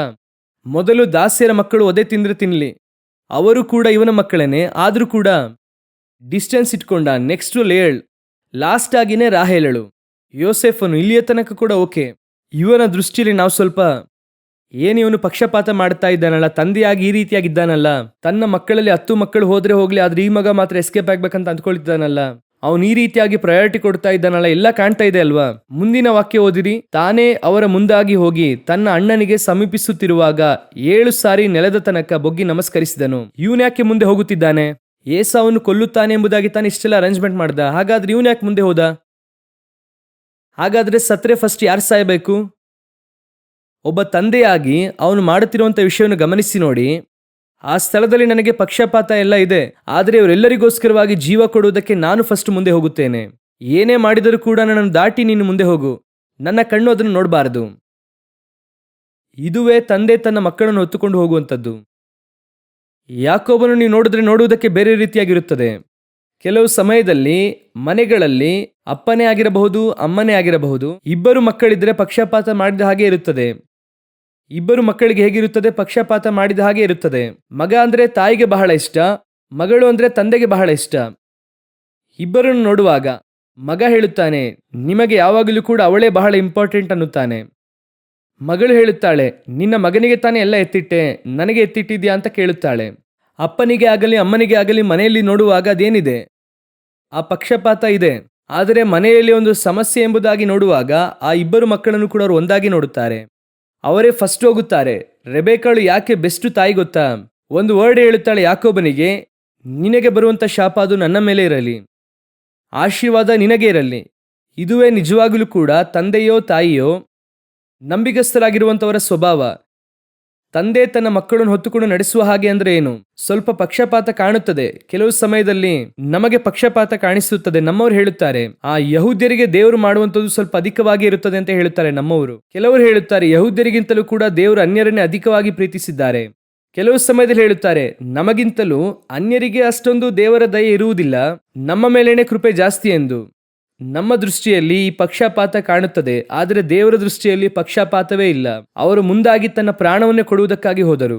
ಅವರು ದಾಸಿಯ ಮಕ್ಕಳಿಗೂ ಪ್ರಾಣ ಕೊಡುವುದಕ್ಕೆ ಮುಂದೆ ಹೋದರು, ಲೇಯಳ ಮಕ್ಕಳಿಗೂ ಪ್ರಾಣ ಕೊಡುವುದಕ್ಕೆ ಮುಂದೆ ಹೋದರು, ರಾಹೇಲಳ ಮಕ್ಕಳಿಗೂ ಪ್ರಾಣ ಕೊಡುವುದಕ್ಕೆ ಮುಂದೆ ಹೋದರು. ಇಲ್ಲಿ ಪ್ರಮಾಣದಲ್ಲಿ ಒಂದು ವೇಳೆ ವ್ಯತ್ಯಾಸ ಇರಬಹುದು. ಮನಸ್ಸಾಕ್ಷಿ ಪ್ರಮಾಣ, ಧರ್ಮಶಾಸ್ತ್ರ ಕಾಲ, ಕೃಪೆಯ ಪ್ರಮಾಣಗಳಲ್ಲಿ ವ್ಯತ್ಯಾಸಗಳಿದೆ. ಆದರೆ ಪ್ರಾಣ ಕೊಟ್ಟಂತ ಯೇಸುವಿನಲ್ಲಿ ವ್ಯತ್ಯಾಸವೇ ಇಲ್ಲ, ಪಕ್ಷಪಾತ ಎನ್ನುವುದೇ ಇಲ್ಲ. ಮೇಲೂ ಕೀಲು ನೋಡದೇ ಇರುವಂತವರು ಅವರೆಲ್ಲರಿಗೋಸ್ಕರವಾಗಿ ಪ್ರಾಣ ಕೊಡುವುದಕ್ಕೆ ಮುಂದೆ ಹೋದರು. ಹಲ್ಲೆಲೂಯ! ಇದುವೇ ತಂದೆ ತನ್ನ ಮಕ್ಕಳನ್ನು ಹೊತ್ತುಕೊಂಡು ಹೋಗುವ ಹಾಗೆ ಹೋಗುವುದು. ಮುಂದೆ ಹೋದಂತಹ ದೇವರು ಅಂತಹ ದೇವರು. ಈ ಸ್ವಭಾವ ನಮ್ಮಲ್ಲಿ ಬರಬೇಕು. ಕೆಲವು ಸಮಯದಲ್ಲಿ ಪಕ್ಷಪಾತ ಇದ್ದೇ ಇರುತ್ತದೆ, ಆದರೆ ಒಂದು ಸ್ಥಳ ಬರುವಾಗ ನಾವೇ ಪ್ರಾಣ ಕೊಡುವುದಕ್ಕಾಗಿ ಮುಂದೆ ಹೋಗಬೇಕು. ಈಗ ತಂದೆ ಮುಂದೆ ಹೋದದಕ್ಕೆ ಉದ್ದೇಶ ಗೊತ್ತಾಯ್ತಾ? ತಂದೆ ತನ್ನ ಮಕ್ಕಳನ್ನು ಹೊತ್ತುಕೊಂಡು ಹೋಗುವಾಗೆ ನಾವು ಯಾವಾಗಲೂ ವಾಕ್ಯವನ್ನು ಏನಂದುಕೊಳ್ಳುತ್ತೇವೆ ಅಂದರೆ, ತಂದೆ ತನ್ನ ಮಕ್ಕಳನ್ನು ಹೊತ್ತುಕೊಂಡು ಹೋಗುವಾಗೆ ಅಂದರೆ ಅವರು ತನ್ನ ಮಕ್ಕಳನ್ನು ಆಶೀರ್ವಾದವಾಗಿ ಕರ್ಕೊಂಡು ಹೋಗ್ತಾರೆ. ಎಲ್ಲ ಸತ್ಯನೇ. ಮುಂದೆ ಹೋಗಿ ದಿನಗಳನ್ನು ಸಮ ಮಾಡುತ್ತಾರೆ, ಗುಪ್ತವಾಗಿರುವಂಥ ನಿಕ್ಷೇಪವನ್ನು ಕೊಡುತ್ತಾರೆ, ಆಸ್ತಿಪಾಸ್ತಿಗಳನ್ನು ಕೊಡುತ್ತಾರೆ, ಅದರಲ್ಲಿ ಸಂದೇಹವೇ ಇಲ್ಲ. ನೆಕ್ಸ್ಟು ದೂತನನ್ನು ಬೇಕಾದರೆ ಬಾಡಿಗಾರ್ಡ್ ಆಗಿ ಕಳುಹಿಸುತ್ತಾರೆ. ಆದರೆ ಅದೆಲ್ಲವನ್ನು ದಾಟಿ ತಂದೆಯ ಮುಂದಾಗಿ ಹೋಗುವುದು ಎಂಬುದಾಗಿ ಇದೆ. ತಂದೆ ಮುಂದೆ ಯಾತಕ್ಕಾಗಿ ಕರ್ಕೊಂಡು ಹೋಗ್ತಾರೆ ಗೊತ್ತಾ? ಅವರಿಗೆ ಒಂದು ಗೊತ್ತು, ನಾನು ನಿಮ್ಮನ್ನು ಕರೆದುಕೊಂಡು ಹೋಗುತ್ತಾ ಇರುವಂಥ ಮಾರ್ಗ ಕಠಿಣವಾದದ್ದು, ಕಣ್ಣೀರೇ, ಉಪದ್ರವೇ, ಕೆಲವು ಸಮಯದಲ್ಲಿ ಕತ್ತಿ ಮೇಲೆ ಬೀಸುವ ಹಾಗೇನೆ, ನಿನ್ನನ್ನು ಅರಣ್ಯದಲ್ಲಿ ಬಿಡುವಂಥದ್ದೇ. ಆದರೆ ನನಗೆ ಚೆನ್ನಾಗಿ ಗೊತ್ತು, ನೀನು ಅರಣ್ಯದಲ್ಲಿ ತತ್ತಿ ನೀರಿನೊಂದಿಗೆ ಹೋದರೂ ಕೂಡ ನೀನು ಸಾಯುವುದಿಲ್ಲ, ಕತ್ತಿ ಮೇಲೆತ್ತಿದರೂ ಕೂಡ ನೀವು ಸಾಯುವುದಿಲ್ಲ. ನಿಮ್ಮಿಬ್ಬರನ್ನು ಕೂಡ ದೇವರೇ ಆಶೀರ್ವದಿಸುತ್ತಾರೆ. ಹಲ್ಲೆಲೂಯ! ಯಾಕೋಬನನ್ನು ನೋಡುವಾಗ ಅವನು ದಾಸಿಯರಿಗೂ ಲೇಯಳಿಗೂ ಹಾಗೂ ರಾಹೇಲಳ ಮಕ್ಕಳಿಗೂ ವ್ಯತ್ಯಾಸ ಮಾಡುತ್ತಿದ್ದಾನೆ ಅಂತ ಗೊತ್ತಾಗುತ್ತದೆ. ಆದರೆ ಎಲ್ಲರಿಗೂ ಕೂಡ ಪ್ರಾಣವನ್ನು ಕೊಡುವುದಕ್ಕೆ ದೇವರು ಮುಂದಾಗಿ ಹೋಗುತ್ತಿದ್ದಾರೆ. ಹಲ್ಲೆಲೂಯ! ಆ ದೇವರೇ ನಿಮ್ಮನ್ನು ನನ್ನನ್ನು ತಂದೆಯು ತನ್ನ ಮಕ್ಕಳನ್ನು ಹೊತ್ತುಕೊಂಡು ಹೋಗುವಂತೆ ಹೊತ್ತುಕೊಂಡು ಹೋಗುತ್ತಾರೆ. ಆಮೇನ್. ಯಾವ ಸ್ಥಳದಲ್ಲೂ ಕೂಡ ದೇವರ ಮೇಲೆ ಸಂದೇಹ ಪಡಬೇಡಿ. ಯಾವ ಸ್ಥಳದಲ್ಲೂ ದೇವರ ಮೇಲೆ ಗುಣಗುಟ್ಟಬೇಡಿ, ದುಃಖ ಪಡಬೇಡಿ. ಯಾಕಂದ್ರೆ ಕರ್ತನ ಕರದಲ್ಲಿ ಏನಿಲ್ಲ, ಕೆಡುಕು ಎನ್ನುವಂಥದ್ದು ಇಲ್ಲವೇ ಇಲ್ಲ. ಅವರು ಮುಂದಾಗಿ ಹೋಗಿ ತಂದೆಯು ತನ್ನ ಪ್ರಾಣವನ್ನು ಕೊಡುವ ಹಾಗೆ ನಿನ್ನ ಮುಂದೆ ಹೋಗುತ್ತಾ ಇದ್ದಾರೆ. ಅವರು ಯಾಕೆ ಮುಂದೆ ಹೋಗುತ್ತಾ ಇದ್ದಾರೆ ಗೊತ್ತಾ? ತನ್ನ ಪ್ರಾಣವನ್ನು ಕೊಡುವುದಕ್ಕೆ, ನಿನ್ನನ್ನು ಸಂರಕ್ಷಿಸುವುದಕ್ಕೆ. ನನಗೆ ಒಂದು ಚೆನ್ನಾಗಿ ಗೊತ್ತು, ನಮಗೆ ಏನೇ ನಡೆದರೂ ಕೂಡ ದೇವರನ್ನು ದಾಟಿ ಯಾವುದು ಕೂಡ ನಡೆಯುವುದೇ ಇಲ್ಲ. ಕರ್ತನ ಅನುಮತಿ ಇಲ್ಲದೆ ಯಾವುದು ಕೂಡ ನಡೆಯುವುದೇ ಇಲ್ಲ. ಅದೇ ಯಾಕೋಬನು, ನಾನು ಮುಂದಾಗಿ ಹೋಗುತ್ತೇನೆ. ಏಸಾವನು, ನಾನು ನಿಮ್ಮೆಲ್ಲರನ್ನು ಕೂಡ ನಾಶ ಮಾಡುತ್ತೇನೆ, ಯಾರನ್ನು ಬೇಕಾದರೂ ನಾಶ ಮಾಡು, ಮೊದಲು ನನ್ನನ್ನು ಮುಟ್ಟು, ಆ ನಂತರವಾಗಿ ನೀನು ನನ್ನ ಮಕ್ಕಳನ್ನು ಮುಟ್ಟಬೇಕು. ಆ ನಂತರವಾಗಿ ಸಂರಕ್ಷಿಸಲ್ಪಟ್ಟರು ಯಾರಿಗೂ ಹಾನಿ ಆಗಲಿಲ್ಲ, ಅದೆಲ್ಲ ಬೇರೆ. ಅದೇ ಒಬ್ಬ ತಂದೆಯ ಹೃದಯ. ಹಲ್ಲೆಲೂಯ! ಒಬ್ಬ ಭೂಲೋಕದಲ್ಲಿರುವಂಥ ತಂದೆ ನಿನಗೆ ಮಾಡಲಿಕ್ಕಾಗದೇ ಇರುವಂಥದ್ದನ್ನು ನಾನು ನಿನ್ನ ಮುಂದೆ ಹೋಗುತ್ತೇನೆ. ನಾನು ನಿನ್ನನ್ನು ನನ್ನ ಕರದಲ್ಲಿ ಹಿಡಿದು ಕಾಪಾಡುತ್ತೇನೆ. ನಿನ್ನನ್ನು ಒಂದು ದಿನವೂ ಕೂಡ ಕೈ ಬಿಡದೇ ಇರುವಂತ ತಂದೆ ಹೇಳುತ್ತಿದ್ದಾನೆ. ತಂದೆ ತನ್ನ ಮಕ್ಕಳನ್ನು ಹೊತ್ತುಕೊಂಡು ನಡೆಸಿದ ಹಾಗೆ. ಒಂದು ವೇಳೆ ನೀನು ಬಂದಂತ ಮಾರ್ಗ ಕಠಿಣವಾಗಿರಬಹುದು, ಆದರೆ ಇಲ್ಲಿವರೆಗೂ ನಿಮ್ಮನ್ನು ನಡೆಸಿಕೊಂಡು ಬಂದದ್ದು ಯಾರಂದುಕೊಳ್ಳುತ್ತೀರಾ? ಇದುವರೆಗೂ ನಿಮಗೆ ಜೀವವನ್ನು ಕೊಟ್ಟು ಭದ್ರವಾಗಿ ನೋಡಿಕೊಂಡಿದ್ದು ಯಾರಂದುಕೊಳ್ಳುತ್ತೀರಾ? ನೀವು ಎಷ್ಟೋ ಸಮಯದಲ್ಲಿ ಜೊತೆಗಿರುವವರ ಕುರಿತು ಕೊರತೆ ಹೇಳುತ್ತೀರಾ. ಅಷ್ಟೇ ಯಾಕೆ ದೇವರ ಕುರಿತು ತಪ್ಪು ಹೇಳುತ್ತೀರಾ? ದೇವರಿದ್ದ ಈ ರೀತಿ ನಡೀತಿತ್ತಾ? ಯಾಕೆ ದೇವರಿದ್ದಾರೆ ಅಂದ್ರೆ ನಮ್ಮಪ್ಪ ಈ ರೀತಿ ಇದ್ದಾರೆ, ದೇವರಿದ್ದಿದ್ರೆ ನನ್ನ ಜೀವಿತದಲ್ಲಿ ಈ ರೀತಿ ನಡೀತಿತ್ತಾ? ದೇವರು ಹೇಳುತ್ತಾರೆ, ಹಾಗೆಲ್ಲ ನಡೆಯುತ್ತಲ್ಲ, ನೀನೇನಾದೆ? ಸತ್ತೋದ? ಅಥವಾ ನೀನು ಕಾಣದೆ ಹೋದ? ಒಂದು ಬಂಗಾರವನ್ನು ನೋಡುವುದಾದರೆ ಅದು ಬೆಂಕಿಯೊಳಗೆ ಹೋಗದೇ ಇದ್ದರೆ ಅದು ಶುದ್ಧವಾಗಿರುವುದಕ್ಕೆ ಸಾಧ್ಯವಿಲ್ಲ. ಅದು ಒಂದು ಪ್ರಾಸೆಸ್. ನಿನ್ನನ್ನು ಆ ಪ್ರಾಸೆಸ್ ಅಲ್ಲಿ ನಡೆಸಿದ್ದಕ್ಕೆ ಕಾರಣ ನಿನ್ನನ್ನು ಶುದ್ಧ ಚಿನ್ನವಾಗಿ ಪ್ರಕಟಿಸುವುದಕ್ಕೆ. ನಿನ್ನ ಹಾಗೆ ಇದೇ ಮಾರ್ಗದಲ್ಲಿ ದಾಟಿ ಹೋಗಬೇಕಾಗಿರೋರು ನಾಳೆ 1000 ಜನ ಇರುತ್ತಾರೆ. ಅವರ ಮುಂದೆ ದೇವರು ನಿನ್ನನ್ನೇ ತೆಗೆದು ಉಪಯೋಗಿಸುತ್ತಾರೆ. ಯಾಕಂದ್ರೆ ನಿನಗೆ ಮಾತ್ರವೇ ಆ ಮಾರ್ಗ ಏನಂತ ಗೊತ್ತು. ಯಾಕಂದ್ರೆ ನಿನಗೆ ಮಾತ್ರವೇ ಆ ಪೇನ್ ಏನಂತ ಗೊತ್ತು. ಪ್ರಸಂಗದಲ್ಲಿ ನಾನು ಹೇಳುತ್ತೇನೆ, ಒಬ್ಬ ಸಿಂಗಲ್ ಪೇರೆಂಟ್ ಆಗಿರುವವರು ಪ್ರಸಂಗದಲ್ಲಿ ಆ ಸಿಂಗಲ್ ಪೇರೆಂಟ್ ಕುರಿತಾಗಿ ಮಾತನಾಡುವುದಕ್ಕೂ ಆ ಸಿಂಗಲ್ ಪೇರೆಂಟ್ ಇಲ್ಲದೆ ತಂದೆ ತಾಯಿಯೊಂದಿಗೆ ಬೆಳೆಸಿದವನು ಮಾತನಾಡುವುದಕ್ಕೂ ಡಿಫರೆನ್ಸ್ ಇರುತ್ತದೆ. ಒಬ್ಬ ಹಸಿವು ಏನೆಂಬುದಾಗಿ ಗೊತ್ತಿಲ್ಲದೇ ಇರುವ ಹಸಿವೆಯ ಕುರಿತು ಮಾತನಾಡುವುದಕ್ಕೂ ಆ ಹಸಿವೆಯಲ್ಲಿ ಹಾದು ಬಂದವನು ಮಾತನಾಡುವುದಕ್ಕೂ ಡಿಫರೆನ್ಸ್ ಇರುತ್ತದೆ. ಹಾದು ಬಂದಂತಹ ಮಾರ್ಗದಲ್ಲಿ ದೇವರು ಯಾಕೆ ಕರ್ಕೊಂಡು ಬಂದ್ರು ಗೊತ್ತಾ? ನೀನು ಪಟ್ಟಂತ ಅನುಭವದಿಂದ ನಿನ್ನ ಹಾಗೆ ನಾಳೆ ಸಾವಿರಾರು ಜನರನ್ನು ನೀನು ಬಿಡಿಸಬೇಕಾಗಿದೆ. ಅದು ನಿನ್ನಿಂದ ಮಾತ್ರವೇ ಸಾಧ್ಯ. ಯಾಕೆಂದ್ರೆ ಆ ಪ್ರಾಸೆಸ್ಗೆ ನಿನ್ನನ್ನು ನೀನು ಬಿಟ್ಟು ಕೊಟ್ಟಿದ್ದೀಯ. ಕರ್ತನು ನಿನ್ನನ್ನು ರೂಪಿಸಿದ್ದಾರೆ. ತಂದೆಯು ನಿನ್ನ ಮುಂದೆ ಹೋಗಿ. ಆದರೆ ಒಂದನ್ನು ಮಾತ್ರ ದೇವರು ಹೇಳಿದ್ದಾರೆ, ಇವತ್ತು ಮಾತ್ರವಲ್ಲ, ಕಡೆಯ ತನಕ ದೇವರು ಹೇಳಿದ್ದಾರೆ, ತಂದೆಯು ತನ್ನ ಮಕ್ಕಳನ್ನು ಹೊತ್ತುಕೊಂಡು ಬರುವ ಹಾಗೆ ನಾನು ಬರುತ್ತೇನೆ. ನಿನ್ನನ್ನು ಕೆಳಗೆ ಇಳಿಸುವುದಿಲ್ಲ, ನಿನ್ನನ್ನು ಭಾರ ಎಂದು ಬಿಡುವುದಿಲ್ಲ. ನಿನ್ನನ್ನು ಕರ್ಕೊಂಡು ಹೋಗಿ ಆ ಸ್ಥಳದ ತನಕ, ನಿನಗೆ ನೇಮಿಸಿರುವಂತ ಡೆಸ್ಟಿನೇಷನ್ ತನಕ ಕರ್ತನು ಕರ್ಕೊಂಡು ಹೋಗಿ ಸೇರಿಸುವುದಕ್ಕೆ ಶಕ್ತರಾಗಿದ್ದಾರೆ. ಹಲ್ಲೆಲೂಯ. ನಾವೆಲ್ಲರೂ ಕೂಡ ಎದ್ದು ನಿಂತು ದೇವರ ಸಮ್ಮುಖದಲ್ಲಿ ಪ್ರಾರ್ಥಿಸೋಣ. ಸ್ತೋತ್ರ ದೇವರ ಆತ್ಮನೇ. ಒಂದು ವೇಳೆ ಇದುವರೆಗೂ ನಿನ್ನ ಪ್ರೋಸೆಸ್ ಎಲ್ಲ ಪೇನ್ಫುಲ್ ಪ್ರೋಸೆಸ್ ಆಗಿ ಇರಬಹುದು. ಸ್ವಲ್ಪ ದುಃಖಕರವಾದಂತಹ ಕಾಲದಲ್ಲಿಯೇ ಹೋಗಿರುತ್ತೀಯ. ಒಂದು ವೇಳೆ ಅರಣ್ಯಕ್ಕೆ ಮಗನೊಂದಿಗೆ ಹೋಗಿರುತ್ತೀಯ, ಅಥವಾ ಸ್ವಂತ ತಂದೆಯೇ ನಿಮ್ಮ ಮೇಲೆ ಕತ್ತಿ ಬೀಸಿರಬಹುದು. ನಿನ್ನ ಸ್ವಂತ ಕುಟುಂಬವೇ ನಿನ್ನ ವಿರುದ್ಧವಾಗಿ ಎದ್ದಿರಬಹುದು. ನಿನ್ನ ತಾಯಿಯೇ ನಿನ್ನ ವಿರುದ್ಧವಾಗಿ ಎದ್ದಿರುತ್ತಾರೆ. ಕೆಲವು ಸಮಯದಲ್ಲಿ ನೀನು ಕೈ ಬಿಡಲ್ಪಟ್ಟು ಅನಾಥಳಾಗಿರುತ್ತೀಯ. ಯಾವ ಕಡೆ ಹೋಗುವುದು ದಿಕ್ಕಿಲ್ಲದೆ ಇರುವ ಪರಿಸ್ಥಿತಿ. ದೇವರು ಹೇಳುತ್ತಾರೆ, ದಿಕ್ಕಿಲ್ಲದೆ ಇರುವವರಿಗೆ, ಕೈ ಬಿಡಲ್ಪಟ್ಟವರಿಗೆ ಆತನೇ ಆಧರಣೆಯಾಗಿದ್ದಾನೆ. ಅವ್ರು ಹೇಳುತ್ತಾರೆ, ಯಾರು ನಿನ್ನೊಂದಿಗೆ ಬರದೇ ಇದ್ದರೆ ಏನು, ಯಾರು ನಿನ್ನ ಮುಂದಾಗಿ ಹೋಗದೇ ಇದ್ದರೆ ಏನು, ನಾನು ಹೋಗುತ್ತಾ ಇದ್ದೇನೆ ನಿನ್ನ ಮುಂದೆ, ನಾನು ಹೋಗುತ್ತಿದ್ದೇನೆ. ನನ್ನನ್ನು ಮಾತ್ರ ನೋಡಿಕೊಂಡು ಬಾ, ನನ್ನ ಹೆಜ್ಜೆಯ ಜಾಡಿನಲ್ಲಿ ಹಾಗೆ ಹಿಂದೆ ಬಾ, ನಾನು ಕೊಟ್ಟಂತ ಮಾತನ್ನು ಹಾಗೆ ಫಾಲೋ ಮಾಡಿಕೊಂಡು ಬಾ. ಹಾಗಾದ್ರೆ ನೀವು ಮುಂದೆ ಹೋಗುತ್ತೀರಾ ಅಂದ್ರೆ ನನಗೆ ಯಾಕೆ ದೇವರು ಈ ರೀತಿಯಾಗೆಲ್ಲ ನಡೆಯುತ್ತಾ ಇದೆ? ಅದು ನೆಕ್ಸ್ಟ್ ನಿನ್ನ ಪ್ರಶ್ನೆ. ದೇವರು ನನ್ನೊಂದಿಗೆ ಬರುತ್ತಾ ಇದ್ದಾರೆ ಅಂದರೆ, ಕರ್ತನೇ ನನಗೆ ದೇವರಂದ್ರೆ ನನ್ನ ಜೀವಿತದಲ್ಲಿ ಯಾಕೆ ಈ ರೀತಿಯಾಗೆಲ್ಲ ನಡೀತಾ ಇದೆ? ದೇವರು ಹೇಳುತ್ತಾರೆ, ಇದಕ್ಕಿಂತ ಮೋಸಕರವಾಗಿ ಎಲ್ಲ ನಡೆದಿದೆ. ನಾನು ನಿನ್ನ ಮುಂದೆ ಹೋಗಿ ಫಿಲ್ಟರ್ ಮಾಡಿ ನಿನ್ನಿಂದ ಯಾವುದು ತಾಳಿಕೊಳ್ಳುವುದಕ್ಕೆ ಸಾಧ್ಯವೋ ಅದನ್ನು ಮಾತ್ರ ನಾನು ಅನುಮತಿಸಿದೆ. ಬೇರೆ ಯಾವುದನ್ನು ಕೂಡ ನಾನು ನಿನಗೆ ಅನುಮತಿಸಲಿಲ್ಲ. ನೀನು ಸಂಧಿಸಿದ್ದೆಲ್ಲ ನಿನ್ನಿಂದ ತಾಳುವುದಕ್ಕೆ ಸಾಧ್ಯ ಎಂಬ ನಂಬಿಕೆಯಿಂದಲೇ ನಾನು ಅನುಮತಿಸಿದ್ದೇನೆ. ನಾನು ಹಾಗೆ ಅನುಮತಿಸಿದ್ದರಿಂದಲೇ ಇನ್ನೂ ನೀನು ಜೀವಂತವಾಗಿದ್ದೀಯ. ನಾನು ಎಲ್ಲವನ್ನು ಅನುಮತಿಸಿದ್ದರೆ ಇಷ್ಟೊತ್ತಿಗೆ ನೀನು ಸತ್ತು ಹೋಗುತ್ತಾ ಇದ್ದೆ. ಇಷ್ಟೊತ್ತಿಗೆ ನಿನ್ನ ಕತೆ ಮುಗಿಸುತ್ತಾ ಇದ್ರು. ಕರ್ತನು ಫಿಲ್ಟರ್ ಮಾಡಿ ಕಳಿಸಿದ್ದಾರೆ ನಿನಗೆ. ನೀನು ಹಾದು ಬಂದಂತಹ ಮಾರ್ಗವೇ ಇಷ್ಟೊಂದು ಕಷ್ಟ ಇದೆ ಅಂತ ಹೇಳ್ತಿದೆಯಲ್ಲ. ನಿನಗೆ ಗೊತ್ತಿಲ್ಲದೆ ನಿನಗೆ ವಿರುದ್ಧವಾಗಿ ಬಂದಂಥ ಎಷ್ಟು ಆಯುಧಗಳನ್ನು ದೇವರು ನಿರ್ಮೂಲ ಮಾಡಿದ್ದಾರೆ.